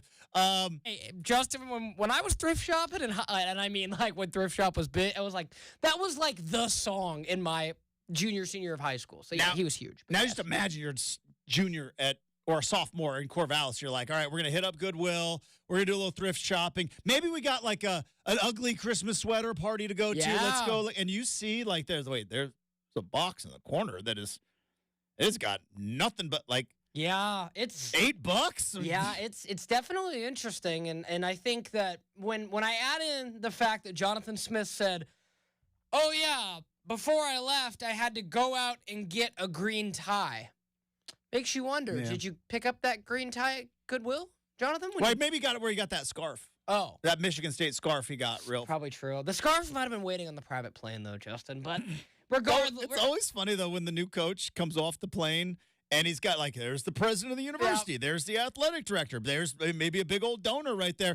And then, like, you got to shake hands with the mascot. Oh, I know, right? It's like, here's Big Foam Spartan. Like, hey, good to meet you too, Sparty. This is part of my issue, too. Then we'll get to make or miss. Justin, you can't have the cheer team and the mascot there unless decisions have been made. Wow. 24 hours in advance. You don't think that requires the rally? You don't think the rally squad's like just on call? I mean, maybe, but guys are gonna get out to the airport. New coach Justin, is coming. That was like 8 a.m. Michigan time. He left Autzen Stadium at like 10 p.m. local time. Yeah. That's fast. By the time he left Autzen Stadium, those cheer squad was asleep. So I think they went to bed knowing St. Johnny's coming in the morning. Yeah. I don't know. Just crazy, man. It's funny, like a grown adult coach is about to get paid about $7 million. Is like, and shake hands with the Big Foam Sparty. Like, thank you very much. And then be like, oh, yeah, maybe I shouldn't have dropped that box of my gear at the Corvallis Goodwill. Oops. I think so. But, hey, we love Corvallis and great memories, nothing but great times in Corvallis, but I'm going to leave my box of... Well, you can't take all that stuff with you. Does he have his Fiesta Bowl jersey, or do you leave that in the box, too? That's a good question. I'm just asking for a friend now. Where's that loyalty go? No. All right, let's go to Make or Miss. Justin's tired of hearing me Well, complain. It's fair. We're also doing a very bad job of filibustering. It bounces off the crossbar, and it's good! Oh, my goodness! Oh, and a big miss. It's Make or Miss here on RCM. It's okay, Justin. Sometimes the shoe fits, and we just have to call it like it is. I was just Brendan's wondering, rambling on Jonathan Smith. Like, would you give up, like, such an awesome deal on, like, probably very nice gear, knowing that it's, like, you know, what the cost emotionally was? Yeah, he doesn't care because he's compartmentalized. But, man, Justin, what I wouldn't give just for, and I wonder, this last thing before we get into Make or Miss, I wonder if he's talked to anybody from Oregon State being like, how's the reception been since I left? Or anything like that, but it's like, I think clean man, break. I would pay, Justin, just to have one moment where Jonathan Smith accidentally is like, all right, let me throw up the Michigan local radio here in town. Oops, still defaulted to iHeartRadio. Oh, they're still complaining about me there in Portland. I'm sure he listened. Yeah, I bet he listened to us. See, that's why I said, hey, man, there is an Oregon State staffer that has listened to us, Justin. Yeah. So you can't say never. But let's go ahead and open up Make or Miss today. I kind of made this last hour, but it's just too good not to talk about again. Mike Norvell should be Coach of the Year. Can you imagine if they did that? It would be hilarious. It would be objectively hilarious. I'm going to say miss. I believe Kalen DeBoer's the Coach of the Year. I mean, for my money, I right? agree with you. They just should for pettiness. Maybe, yeah, I'm all for a good pettiness. Now, here's the other question. Let me flip this on you. Because there's a lot of people that say, all right, the committee got it right with Florida State. But also, how many people out there, and I believe it's true, feel that Georgia is better than Texas? Probably a lot. If you were to poll college football world and say who's better, Georgia or Texas, Georgia would probably get about 60% of the vote, wouldn't you say? Yeah, about 60% of the vote. So for all intents and purposes, Georgia as a team, if they go to the Orange Bowl at full strength and don't have a ton of opt-outs, what if Florida State beats Georgia? Now, I don't think they will. But what if Florida State beats Georgia and let's say Texas wins the national title? Can Florida State claim national champion? I mean, they're not going to have the trophy, but should they claim a national championship? If Florida State beats Georgia and is undefeated at 14-0 and a one-loss team wins the college football playoff, you claim a national title? I would. I'd raise a banner and everything. Considering, Justin, that as of this moment, the 2017 UCF Knights Golden... Actually, no, UCF Knights. I want to say Golden Knights, but not the Golden Knights. That's Vegas. That's Vegas' Golden Knights. Sorry. Yeah, very similar colors, ironically. It could be the Golden Knights. Just saying, there could be a lawsuit there. But UCF was there first. But, Justin, it was the playoff era. Mm-hmm. The Collie Matrix lists them as national champion that year. I know. Regardless of the joke that it is, it's still in black and white. But someone calls them a natty. I guarantee you there's a banner that's flying either at that stadium or basketball arena. Well, and listen, if you want to really do a deep dive into the college football world of fake national champions, right? They're vast. Right? Alabama has like half of their national championships are fake and made up. But that one, it's kind of cute, right? Like, oh, we're national champions and they got rings and everything. Nobody recognizes it. But I'm saying go back to 2003. Or, no, excuse me, 2004. 2004, USC was undefeated. Now, they did not get picked to go participate in the BCS. That was LSU versus Oklahoma. Oh, wait, no, it was 03. Sorry. I got my years mixed up. 03, USC. They were on the outside looking in. LSU and Oklahoma were playing for the national title game. USC wins the Rose Bowl. They are national champions, and they're recognized as such. AP. They're recognized as national champions. They didn't play in the BCS championship game, but the USC Trojans of 2003 are recognized as national champions because they went back-to-back, and then they beat Oklahoma the next year, beat the tar out of them. Florida State could be that. Like, Florida State goes to the Orange Bowl and beats Georgia, and the two undefeateds fall in the college football playoff. Florida State's your national champion. AP will vote him in. What happened? Like, honestly, Justin, yes, everything you said. This is a slight side point with this. We talk all the time about how hilarious it'd be to explain some things to aliens if they came down. Yeah. How would you explain the coaching career of Scott Frost to an alien? If you were to say, so he won more games in 2 years at UCF than he did in 5 in Nebraska. And a national champion by some poll that we don't listen to, but still a national champion. Here's how I would explain it. And this is going to be a weird analogy, but it's the thing that I know most about in my life, which is health and fitness. It is easy. I shouldn't say easy. It is easier to lose weight. If you are big and you want to lose 30 pounds, right? You eat some salads, you go on some walks, you cut out dessert. Guess what? The number's going to go down. It's easy to lose the 30 pounds. You know what it's hard to do? To keep it off. I think from a coaching standpoint, the climb, well, it's a grind. Don't get me wrong. If it was easy, everyone would do it. The hardest thing to do in college sports is when you reach the mountaintop. Scott Frost reached the mountaintop. He's the head coach at Nebraska, his alma mater, where he's a hero, and he was getting paid about, I think $5 or $6 million. Almost, maybe more than Matt Rule. I don't know. Actually, either way, financially, that's the last job he ever probably wanted in his life. I'm the head coach at Nebraska. I'm making $5 million a year. I'm back where I was a hero. And then guess what? The climb's over. And then it's hard to keep, what do they say in boxing, right? It's hard to stay hungry when you're sleeping in silk sheets, right? When you get to that spot, like, all right, what's next? What's the grind? Like, that's why Saban is so impressive. He has just stayed on the mountaintop over and over and over. Dabo, Kirby, Chip Kelly, Pete Carroll for a time. How many guys? Jim Harbaugh. Like, all these guys keep popping up, Saban. Just stay right on the mountaintop. That's why he's the best. Because the climb is hard, but it's not as hard as the maintenance. So is this essentially, and I'm sorry if he's listening, Justin, because now he is, there's possible, because, he's a member of the Rip City Remix now. But is this the Mo Harkless effect in coaching? It's more, because, like, does Scott Frost get it and then just take a breath and be like, well, what do I have? Like, why do I, like, and more than just, I would say more than Norman Powell. Okay. So get here and shut it down. Like, but or look like, around. Who plays defense? Nobody? Oh, me neither. Or it's like, this is everything I've wanted. Now, like, what do I do now?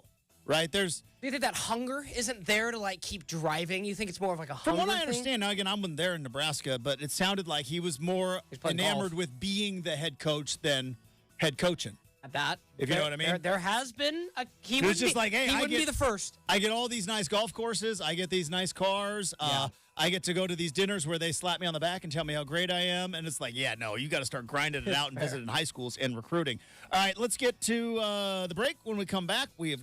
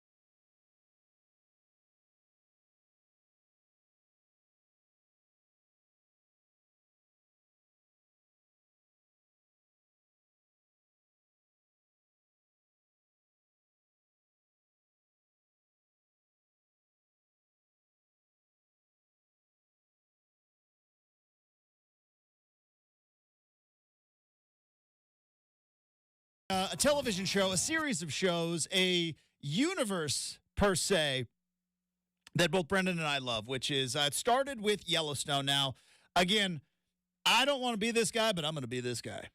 I was on Yellowstone before the pandemic. I was watching Yellowstone. I love Kevin Costner and I love Westerns, and I'm like, this show is going to be awesome. I was watching it week 1 on Paramount Network. I think it might have been Spike TV back then. And I was like, this show is going to be awesome. And I watched it, and I'm like, trying to tell everybody, hey, watch Yellowstone. And they're like, well, I don't know. And then the pandemic hit, and everybody's like, hey, have you seen this Yellowstone show? I'm like, yeah. Well, it's run into a bit of a snag as of late, and we may not ultimately get the ending that we want. But you know what? Nothing's promised in this world. And just be happy that it happened as opposed to being upset that it is ultimately going away. But apparently there is some infighting going on because Cole Hauser, who is awesome, he plays Rip, who is awesome. Star of the show. He's the best. I know that Kevin Costner believes he's the star. Rip is the star. You should just call the show Rip because that's all I want to see is Rip beating the tar out of folks. Well, he's trying to capitalize on the Yellowstone craze, as we all are, and he has created himself a coffee brand. That coffee brand is called Free Rein, R-E-I-N, as in the reins of a horse. And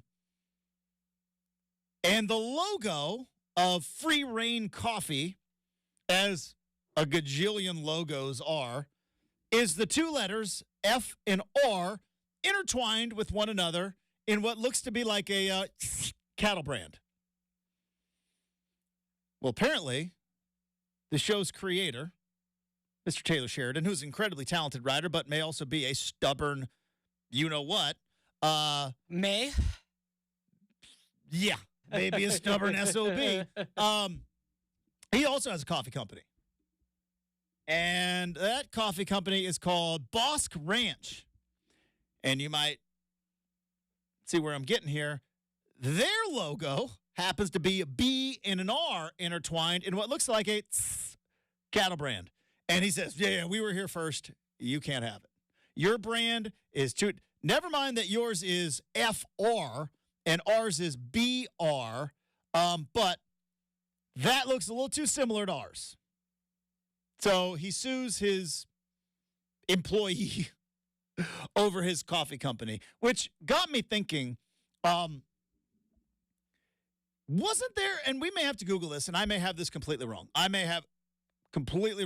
Didn't Oregon State sue or like cease and desist like Beaverton High School over like the logo at one particular time? I may be making this up in my head. Good question. I do not know. I don't know if it was like a full-on lawsuit, but I think there was like maybe a cease and desist where it was like, yeah, you can't. And I think maybe, I don't know if, I think Oregon, when they changed the O, I think may have did the same thing with, shout out Douglas County, the Oakland Oakers, who ran their logo. But could you imagine if in sports, you could be like, no, your logo is just a little too similar to our logo. Sorry about it. Can't have it. We're going to court over it. I don't know why, but in my brain, maybe it was, I definitely remember Oregon or Oregon State did a cease and desist to a high school, and I was like, dude, come on. That's a little weak. Could you imagine if Oregon State and like Oklahoma State were just like, sorry, our logo is an intertwined OS. You can't have it. It's too similar. Like, can't do it.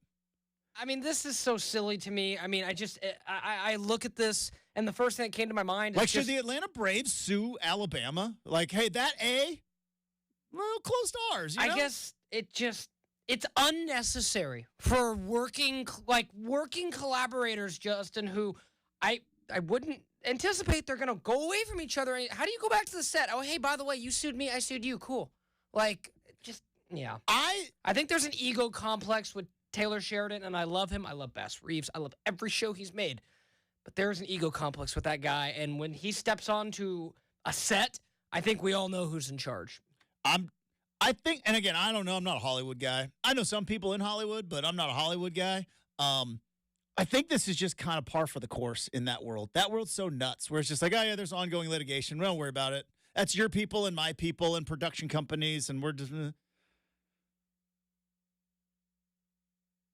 Like, Washington State and Washington managed to get a game scheduled, and they're actively suing one another. So, either way, best of luck. We're never going to get the end of this show. It's just never going to happen. They're just suing each other over coffee. There's no way we're ever going to get the end of the show. All right, we've got the end of this show coming up, but it's not for an hour because we got an entire third hour coming up next. 620 Rip City Radio.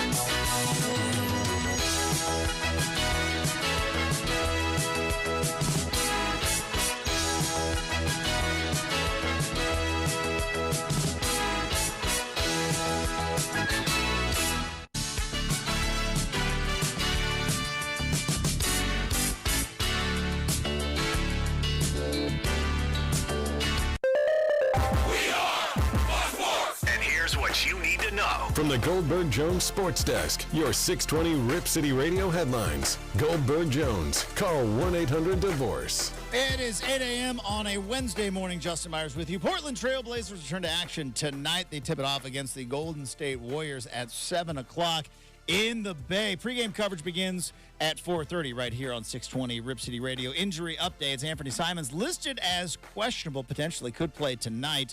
DeAndre Ayton with a sore right knee listed as doubtful. Jeremy Grant out for tonight's game in concussion protocol. NBA mid-season or in-season tournament, I should say. The Final Four is now set for Las Vegas as LeBron and the Lakers will be facing the New Orleans Pelicans. The Milwaukee Bucks, with a win last night over the New York Knicks, get them faced up against the Pacers. Bo Nix is your Pac-12 Player of the Year. He has also won the Campbell Trophy, a.k.a. the Nerd Heisman. Tyson Alger joins the program coming up in 20 minutes. Hour 3 of RCM starts right now on 620 Rip City Radio. The home of the OSAA is 620 Rip City Radio. The most transparent show in Portland is Rip City Mornings with Justin Myers. Here on 620 Rip City Radio. All right, so Tyson Alger joins the show in 20 minutes. Coming up in 40 minutes, we have got the RCM mailbag.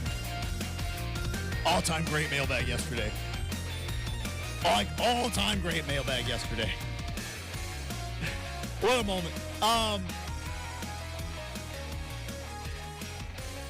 I've been trying to talk about this for the last couple of hours, but we've been distracted. So you brought this to my attention yesterday, Brendan, that Commissioner Roger Goodell, a guy who, by the way, I have said, really good commissioner. I know that nobody likes the principal, right? Nobody likes the boss. Nobody likes the principal. Nobody likes the referee. But you know what? Somebody's got to be in charge, and somebody's got to enforce some rules. And I think when you look at all of the major sports, and you look at the people in charge, pretty clear Roger Goodell's the best. Like, nobody likes the principal, but Roger Goodell's the best. When you look at where the NFL is right now, compared to the other leagues, he's clearly the best. And when you look at what he has done for the NFL over the last couple of years, is it all perfect? No. But fair to say the NFL is thriving. Now, is it thriving because of the internet and fantasy football? Is it thriving because of sports gambling becoming more and more prevalent?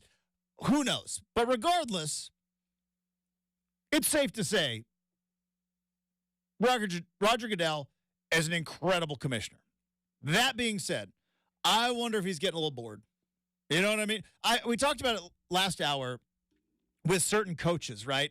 The grind and the climb is one thing. It's the maintenance that is the hard thing. It's the, hey, we got to build up this program. The build is one thing. It's now once you built it, how do you maintain it? How do you stay up on the top level? How do you get yourself to a level of consistency? Roger Goodell, if you go back in history and look at like what the league was when he took over, it was still incredibly popular, and it was still obviously because of fantasy football, universally huge numbers. But if you remember back then, NFL had a massive off-the-field problem, right? Police blotters, guys getting arrested. And Roger Goodell implemented the player conduct policy. As crazy as it sounds, right? If you got in trouble off the field, the NFL used to never do anything. Like if you got a DUI, the NFL would be like, well, that's up for the courts to figure out. Can you make it to practice? Did you make bail? Got it? Okay. As long as you're not physically incarcerated or in handcuffs and you can come and you can play, well, it got to be a little bit too much. And old Roger Goodell said, yeah, we're going to suspend you. We're going to start taking away stuff for off-the-field stuff. Now, he also had a bit of a blunder with that whole Tom Brady deflated football thing. Big mistake. But not saying it's perfect. Far from it. You're always going to have that many alpha males in one setting, you're going to have some problems off the field. But I wouldn't say that anybody looks at the NFL now and goes like, well, for shame. I can't root for those guys. Roger Goodell did a good job. Now, I wonder, though, now that he's kind of done that, you look at the way that they handled COVID right now with hindsight, pretty good. Didn't miss a game. I wonder if Roger Goodell's, though, getting a little bit bored now. This is like, the league is in good shape. It is a money-making machine. It's like, well, how about we add another game? And they're like, Raj, that's 17. Like, let's add another game. How about we add another playoff team? Raj, we're getting up to almost half the league is making the playoffs. That's more money.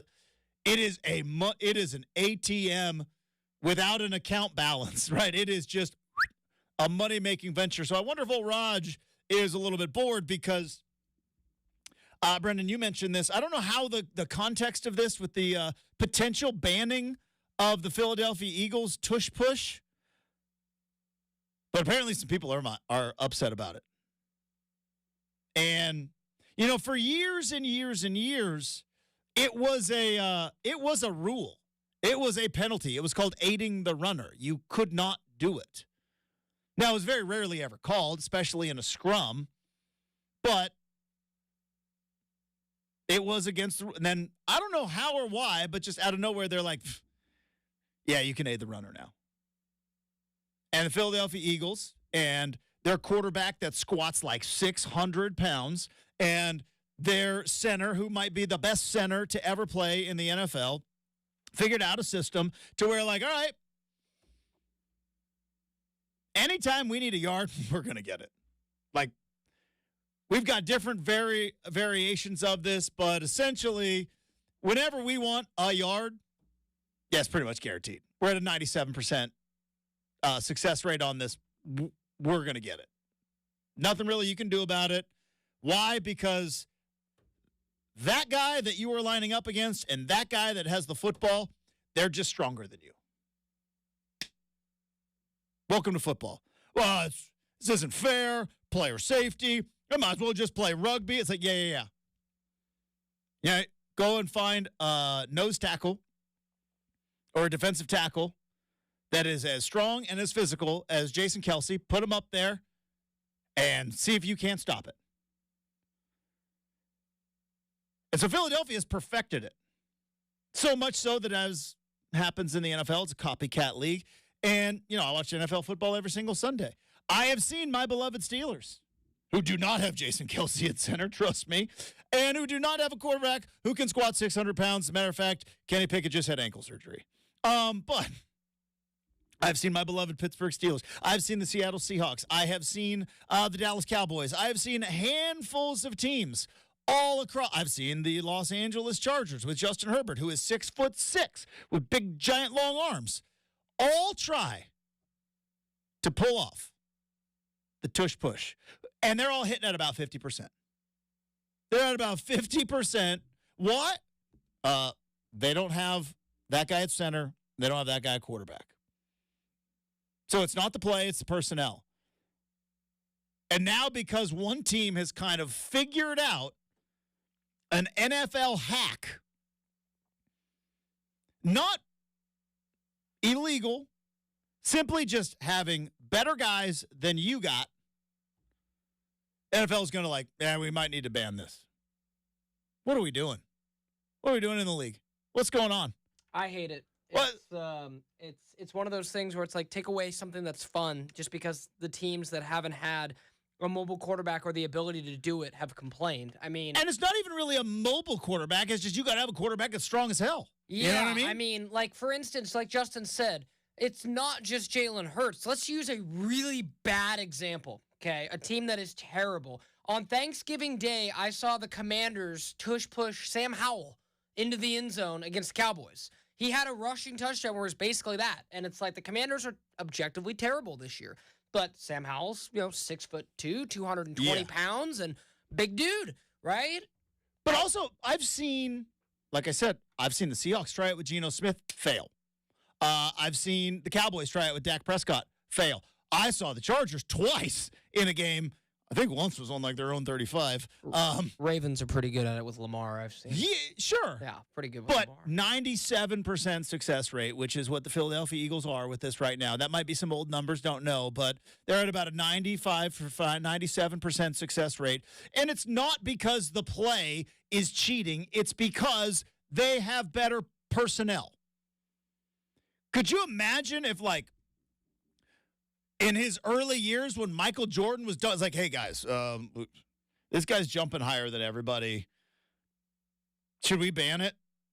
Like they used to, like there was a thing. The NCAA back in the 60s, I believe, couldn't dunk. Couldn't dunk. Why? Because Will Chamberlain and a guy named Lou Alcindor. And it was like, they made it so, yep, can't dunk. I mean, they created the key for George Mikan. I mean, you go back to like that's the oldest day. It's like George Mikan was so dominant as a Minneapolis Laker, Justin. They said we need to create a key so we can't sit in it all the time. I mean, you know, it's definitely interesting. But when you look at what Philadelphia is doing, right? If everybody else was just able to guarantee themselves a yard, they would do it. But they can't do it because they're the best at it. So I don't understand the thought process. Like nobody can do what Patrick Mahomes does with a football, right? In the NFL today. Sorry, when you look at some of the things and some of the throws that Patrick Mahomes does, and it's just like borderline unfair.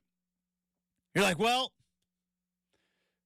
we're going to need to tone that down. Tyreek Hill, sorry, nobody can run as fast as that guy.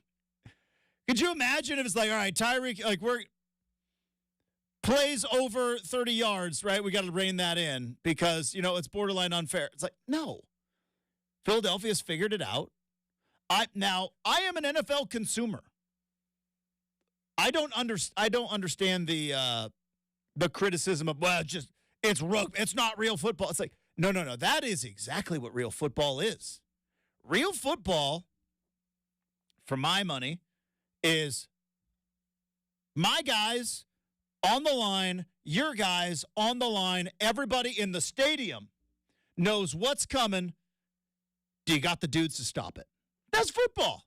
This is like, there's a lot of other things to football, a lot of strategy, a lot of skill, a lot of speed and all that stuff, but I love when it's like, hey, that coach's mentality, if we can't get a yard, we don't deserve to win.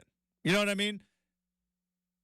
That's 4th and 1. It's like, yeah, we're going for it. Because if we can't get a yard, our guys on the offensive line that we are paying millions of dollars, if we can't punch one right through and get a yard, so yeah. You want to stop the tush push? Guess what? Get better defensive linemen.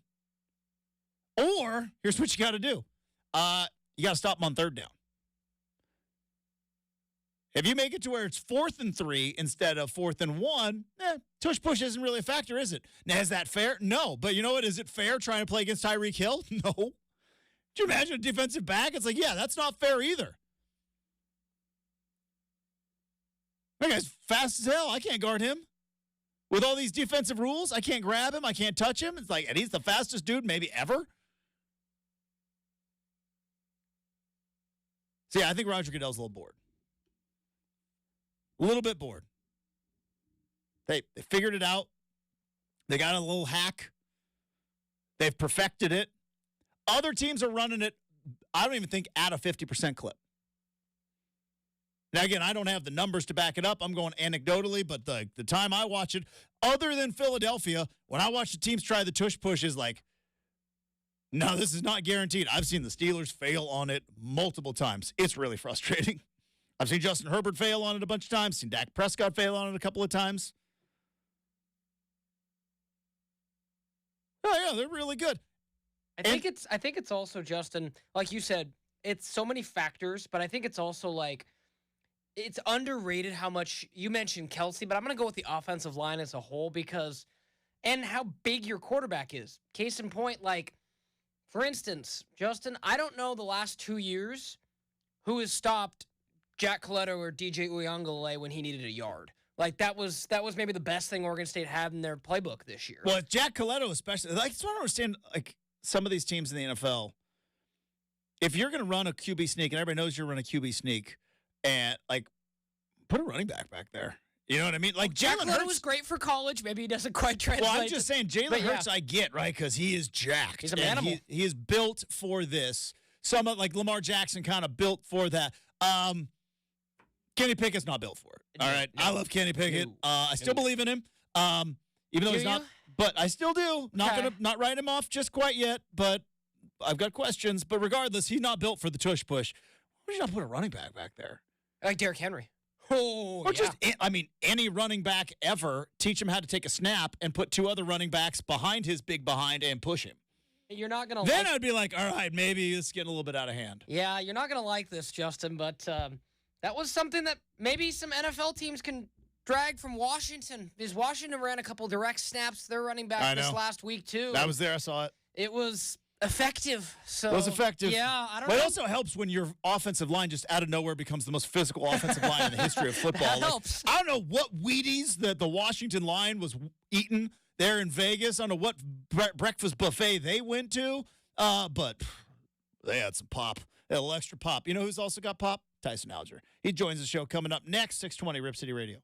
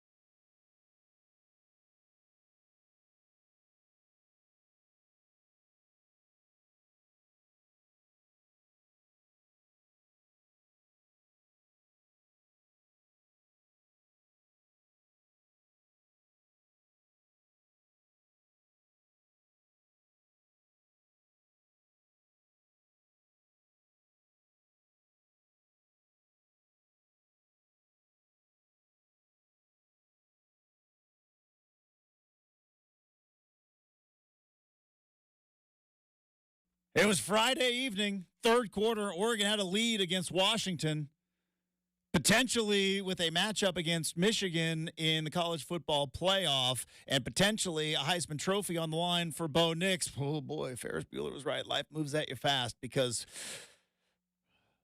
interception, controversial fumble that gets called back, a couple of big-time drives, and all of a sudden now Oregon's playing in the Fiesta Bowl against Liberty, and their Christmas shopping now includes maybe potentially being the highest bidder for Oklahoma's quarterback. Boy, life moves at you fast. Joining us now to talk about all of it and a whole bunch more, friend of the program from the I-5 corridor who was in the building in Vegas, Tyson Alger, back on the big show. Good morning, Tyson. How are we doing? I'm doing good. You know, I really started to think that things were going poorly for the Ducks last week when I came on this radio show, and you weren't here. You know, I just figured I just figured it being championship week, it being probably one of the biggest weeks in Oregon Ducks football history, and that just threw me off. Which, if I'm thrown off, I'm sure the team is thrown off because they're waiting every day for those I-5 corridor stories. Yep. And now we're facing Liberty. Exactly right. You know, yeah. Flu's undefeated, Tyson. Let me just tell you that right now. I mean, I know Michael. Well, never mind. Flu's took one L. Right. That was Michael Jordan beat the Flu. He's the only guy.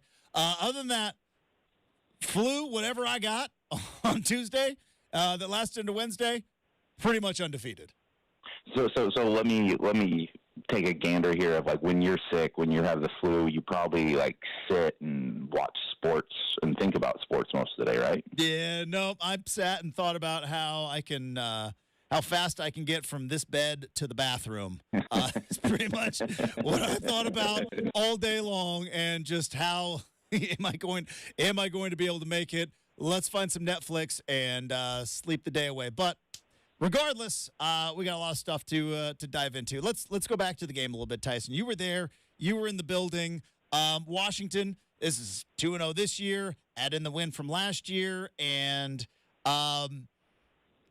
I don't want to get, like, too lazy with does Dan Lanning have a Washington problem? But, oh, boy. What the heck happened? What was in the Wheaties that the Washington offensive line and defensive line ate? Because it seemed a little bit surprising after watching Oregon these past couple of weeks since that Washington game to see them just get, dare I say, dominated by the offensive and defensive line of Washington. That surprised me. That surprised you? Yeah, especially early in the game. The Ducks took three drives to really get things going, and my biggest concern for them going into the game was exactly that. Like, I think Oregon's a team that's really built to play from out front, and with the way they had been playing for the 6 weeks prior to that, there really hadn't been many drives where Oregon's just stalled, and that's what they did. They let Washington get a lead. They guaranteed in that first quarter that it was going to be a tight game the rest of the way through, and I think that's exactly where Washington thrives. And if you want to talk about Oregon's Washington problem, it's completely legit, but that problem is Michael Penix Jr. and Rome Odunze and those other, seemingly 16 receivers that they have. It's a really bad matchup for the Ducks. Oregon secondary can't keep pace with the speed or size of Washington, and when you have a quarterback that can drop things in like a homing missile, it's really hard to compete against. And over the course of 3 games the last 2 years, that's equated to 9 points, but it's also equated to 3 of the most devastating losses I think I've been around covering this program. So yeah, it's definitely a Washington problem right now. Washington is the better team right now, and Washington has the ability to get a whole lot of momentum going into this final stretch of the season. It would be quite something if the Huskies end up winning the national title, which they have a good chance to do. Like, I don't think that this playoff is unwinnable for them, and it would be pretty devastating if that came at the hand of the fact that Oregon lost 2 games by 6 points to them this year. That being said, there's not a whole lot else on this Washington roster that makes me go like, oh, the Ducks are going to be in trouble against them in the years going forward, because this is, to me, they've played talented teams this year, but it's specifically Washington has the best quarterback and then wide receiver combination I've seen play against Oregon ever, and it was certainly effective. Well, and that's where it's interesting, because after the game, and listen, Twitter is a funhouse mirror of a reflection of a fan base, right? It's not real life, and the crazies get pushed right to the front of the line, and there was a lot of emotion from Oregon fans after that game, and it's understandable. It's a rivalry game, and you've come up short now 3 times in a row, as you mentioned, by 3 points each and every time. And I think maybe, kind of alluding to what you were saying earlier, Tyson, is in the past, Oregon has enjoyed a very dominant run over Washington. There was a blip on the radar in 16 and 17, but by 2018, Oregon was back to being the dominant team and the dominant program. While they had better teams in 16 and 17, I don't know if anybody in Oregon believed that Washington was in a better place as a program. Now, now we're up for debate. Now it's going to be, going into the Big Ten as rivals, what Kalen DeBoer and Dan Lanning are going to be able to build. This could get nuts for the next 5, 6, 7 years. Well, that's the thing is, this as we've talked throughout this year, like this is the rivalry for the Ducks, and this is the one moving forward. But the one thing that this rivalry hasn't really had a ton of is both teams being really good at the same time. Yeah. I mean, there's obviously some devastation in the rivalry at winning 12 or 13 in a row like Oregon did, or the seemingly 40 in a row that Washington did back in the 50s and 60s. Like those all count, but it's this is different, and I think both teams are positioned to be really good moving forward. But just building blocks, Washington has a really good coach. They have a program that I long thought was relatively dormant up in Seattle. I mean, that's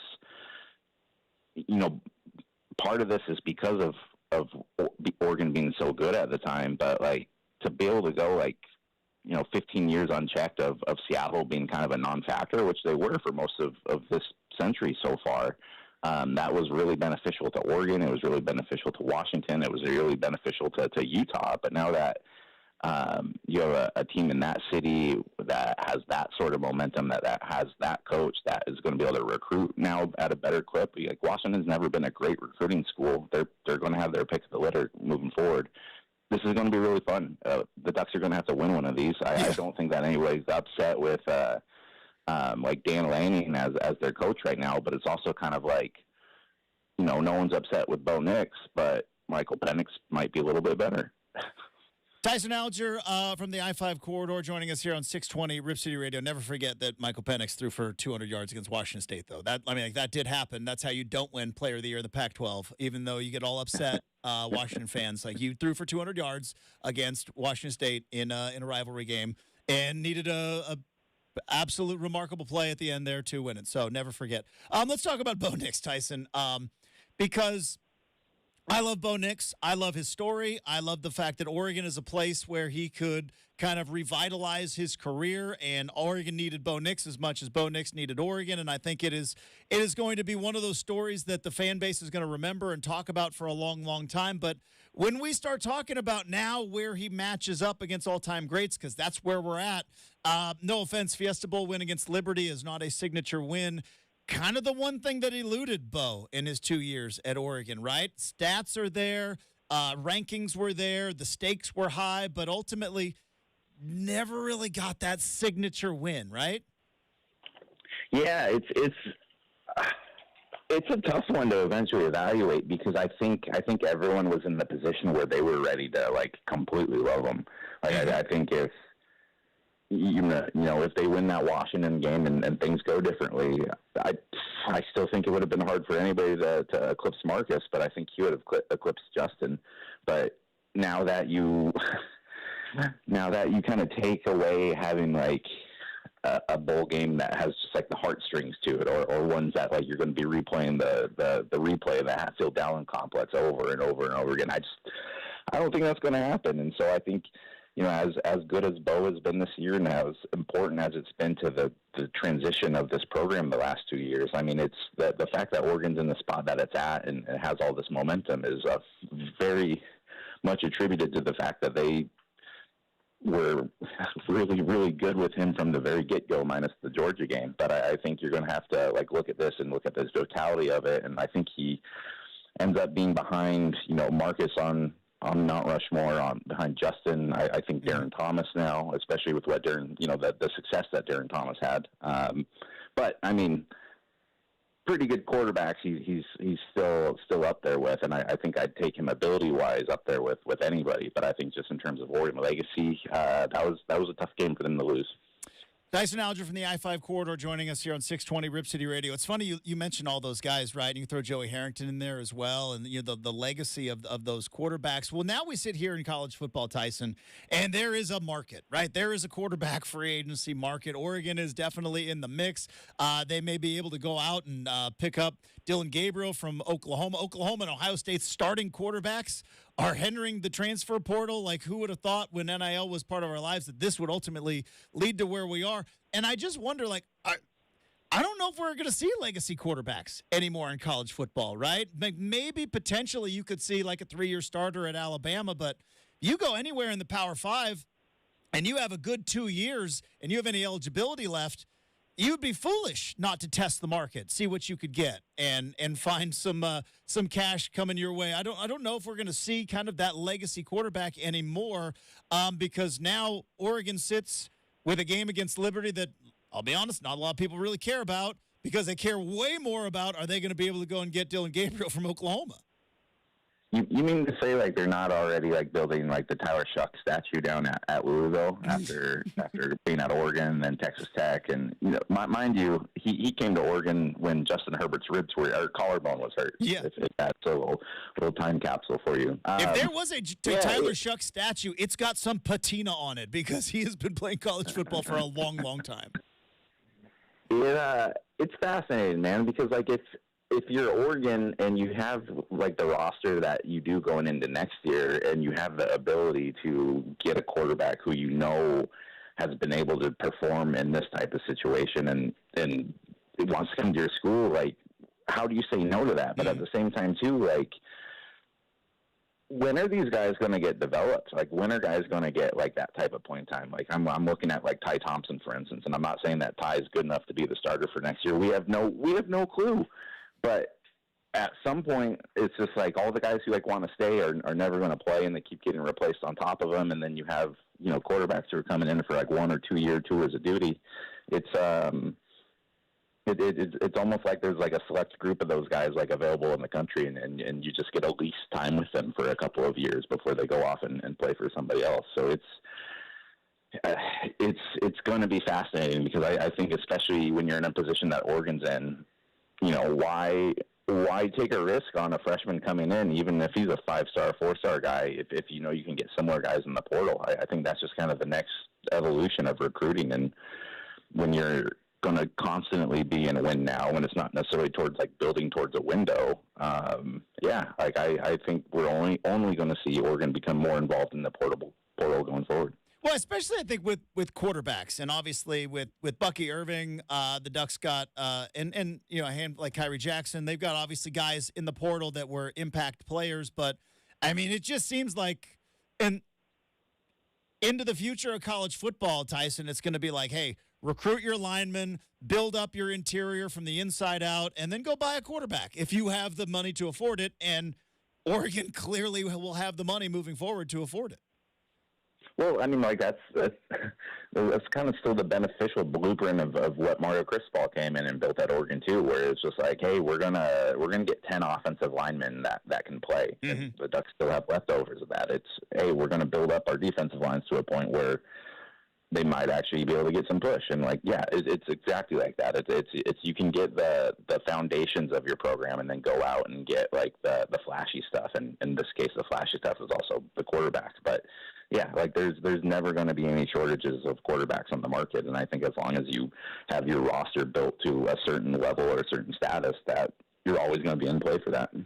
Tyson Alger from the I-5 corridor joining us here on 620 Rip City Radio. Other Oregon news from this week, obviously a bit overshadowed because of the Washington game and everything that's happened with the Ducks, but LaMichael James is heading to the College Football Hall of Fame. Tyson, I watched every game that LaMichael James played. He is, for my money, the greatest Oregon running back of all time. I mean, the stats prove it. The fact that he's going to the Hall of Fame, and we talk about the litany of quarterbacks. Boy, the list of running backs that Oregon has had over the years is impressive. And one of the guys that was in charge of a lot of those, or responsible for a lot of those, was Gary Campbell. I know you mentioned him.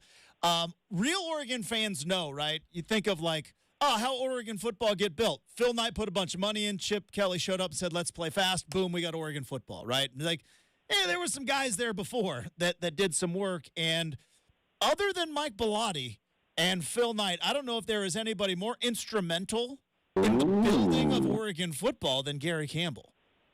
I like that take. Yeah. I don't know if I've really heard that. I don't know if I've really heard that take before, because what's fascinating about that is I think people kind of, especially guys like me who didn't come into Oregon until like 2012 and kind of missed that era. Like, I don't think people realize how many good running backs there were in the early 2000s too. It seems like even like Oregon's like 1A and 1B guys were awfully effective. And yeah, like Gary Campbell, that was kind of the most shocking part of Helfrich's firing back in 2016 was the fact that that kind of ended Gary Campbell's career. And up until that point, I mean, what was the streak that he was on before he got let go? It was he had just brought in LaMichael James, he brought in Kenyon Barner, he brought in Thomas Tyner, who was very good when he was healthy. He brought in Royce Freeman. Yeah. Yeah, that's a pretty good stretch of like 4 or 5 years of running backs there. I mean, just a couple of like 1,500-yard, 20-touchdown guys, like no big deal. And then, it's such a big part of Oregon's identity, too. Even, during the 2014 Marcus Mariota Heisman year, we're still talking about how Oregon had won the conference rushing title. I think it was like 13 straight years in a row. So, yeah, like, I think it's funny now in retrospect because, like, Oregon is so associated with their quarterbacks, with Marcus, with Bo, with Justin, with Joey. They've had better running backs at the school, even if they haven't won a Heisman with one yet. I mean, it is fascinating, and I know I've heard the story before. You talked about it in the Q&A that you had with him on the I-5 corridor, which you can subscribe to right now if you haven't already done that. You guys running a Christmas deal, by the way? We got I know we had some other deals going on. We got a Christmas deal going on, maybe potentially. You know what? Everyone who didn't get in on Thanksgiving, I'm just going to charge more. We're going to go the other way around. It's going to be like $20 a month. It's like it was a sale. This is the opposite of a sale. Like you want in on this exclusive deal. I want people to know that they got a deal when they got the deal. Like. But it is fascinating because I am obsessed with like the butterfly effect of sports, right? If certain things happen and if one thing changes, boy, where are we sitting here? And LaMichael James, true freshman season. He came from Texas, a small school where he was running quarterback direct snap, comes to Oregon, and he's a redshirt freshman. He's not playing. He's from Texas. He's homesick. He's all the way out in Eugene. And I guess Mike Bellotti got a call one night. It was like, yeah, LaMichael James, he's out. He's packing his bags. And Bellotti calls Gary Campbell, say, you got to go talk to that dude. And it's like, talk about one of the greatest recruiting jobs ever was Gary Campbell keeping LaMichael James in Eugene as opposed to when he went out and got him out of Texarkana. It's got to be random for everyone else in the dorm then to like all of a sudden see Gary Campbell. I wonder if Gary was suited up when he's like walking down the dorm hallway, knocking on LaMichael's door. And then he just goes in there and he talks with him. And Gary really believed in what LaMichael could do. He kind of outlined to him like, hey, I think you can be an all-time great here. You just kind of got to put in the work, and I know you're homesick and all these sorts of things. And turns out it worked out pretty well for them. Gary, that's one of Gary's greatest recruiting efforts. I think if you go down the Google history and Google Gary Campbell lottery recruiting trail, there's a good story to be told there too. All right, Tyson Alger, I-5 Corps. Also, by the way, Jackson Shellstad overlooked, but let's go. All right, Final Four. Right, we're on the way.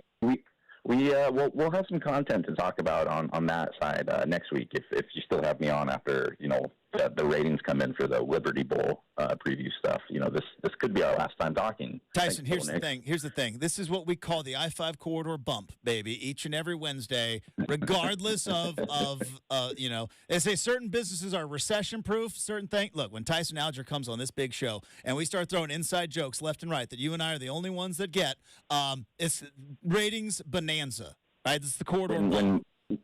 When my dozens of subscribers know that I'm on the radio every Wednesday morning, it's just there's no other media entity that can carry that weight with it. All right, there you go. I can feel it. Like I can feel the numbers just popping up right now. You can follow him on X, formerly known as Twitter, at Tyson Alger. You need to be subscribed to the I-5 corridor. There may or may not be holiday deals coming. Who knows? But you should have got in on Black Friday anyways. Tyson Alger, he's a friend of the program. Tyson, hey, bud, have a terrific week. We'll talk to you next week. Hey, thanks, man. There you go. All right, we have got the RCM mailbag to wrap up the big show next. 620 Rip City Radio.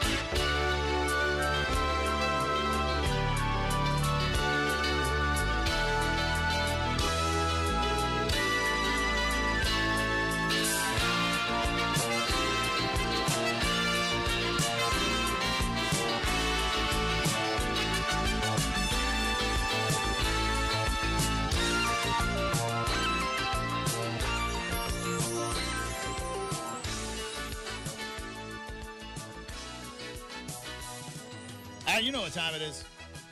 That's right. It is time to put a lid on the big show. We do that the same way each and every day with the RCM mailbag. Random questions, any subject, any topic. Nothing is off limits. We learned that yesterday. And we will not, I repeat, will not duck the tough questions. Let's fire it up. It was tough yesterday, that's for sure. It was an all-timer, I'll tell you. It was an all-timer. It's time for the RCM mailbag. With any question, any topic, Justin can't duck the tough question. What do we have first? You know, Brendan, they said do live radio. You know what I mean?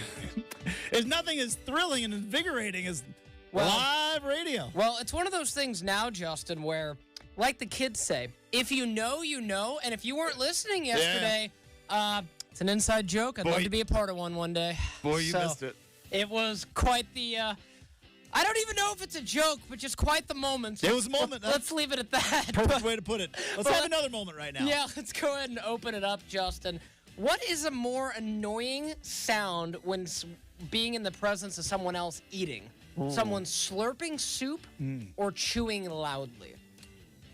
I will admit I'm a loud chewer. I'm a loud chewer. Can't say I've been around you eating, so I can't neither confirm nor deny, listening audience. I am a loud chewer. Have you had someone not you tell you that? Yeah, my wife has told me that I'm a loud chewer. That's real, I didn't think I was a loud chewer, and then now it's pretty much mandatory when we are eating dinner. We eat dinner together at the same time, and music's got to be on. Either music or like the game, like Jeopardy, something like that. Yeah. Well, no, Jeopardy's after dinner. Oh, after dinner. You have dinner.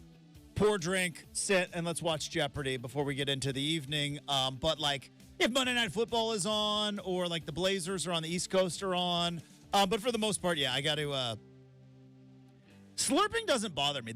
It's the chewing and, like, I'm assuming you're throwing in the lip smack in the loud chewing. Yeah. That's definitely more...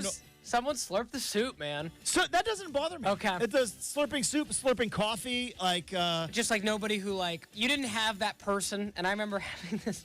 I lived with this person freshman year of the dorm who would make something and just go to the coffee and go, and just try to be as loud as they possibly could while be like, it tastes better when I do it this way. I'll never forget. That's kind of weird. Yeah.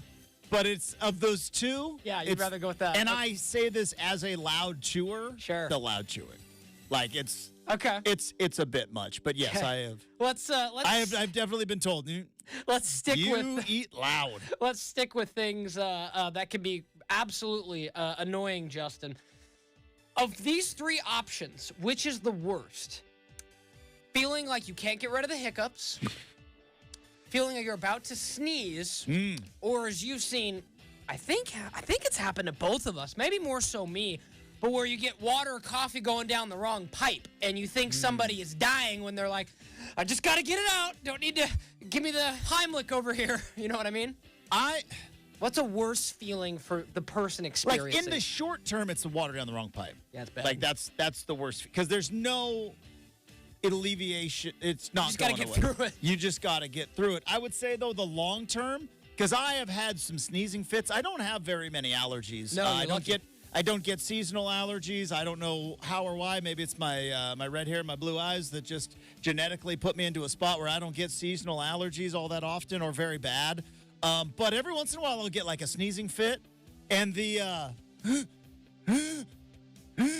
and can't sneeze. Yeah. Well, that's way worse. I think that's worse than the wrong pipe. Now that I've talked it out, I think that's worse because it's just like the wrong pipe. Like this too shall pass. It will go away. So the wrong you pipe, gotta cough it out, but thinking you're gonna sneeze. Oh. That's a pretty bad one. The wrong pipe, Justin, has happened to me at the worst possible moments. Like the wrong pipe has happened to me on live radio when I'm about ready to do Make or Miss. Yeah. The wrong pipe has happened to me in a quiet lecture hall at Oregon State where the entire auditorium looks, where's that dude coughing? And this was before COVID, mind you, folks. It is like it is a marvel of the human body, right? The fact that, look, we have got a brain that sends signals everywhere to our fingertips, right? And like the movement that we have as a human body is amazing.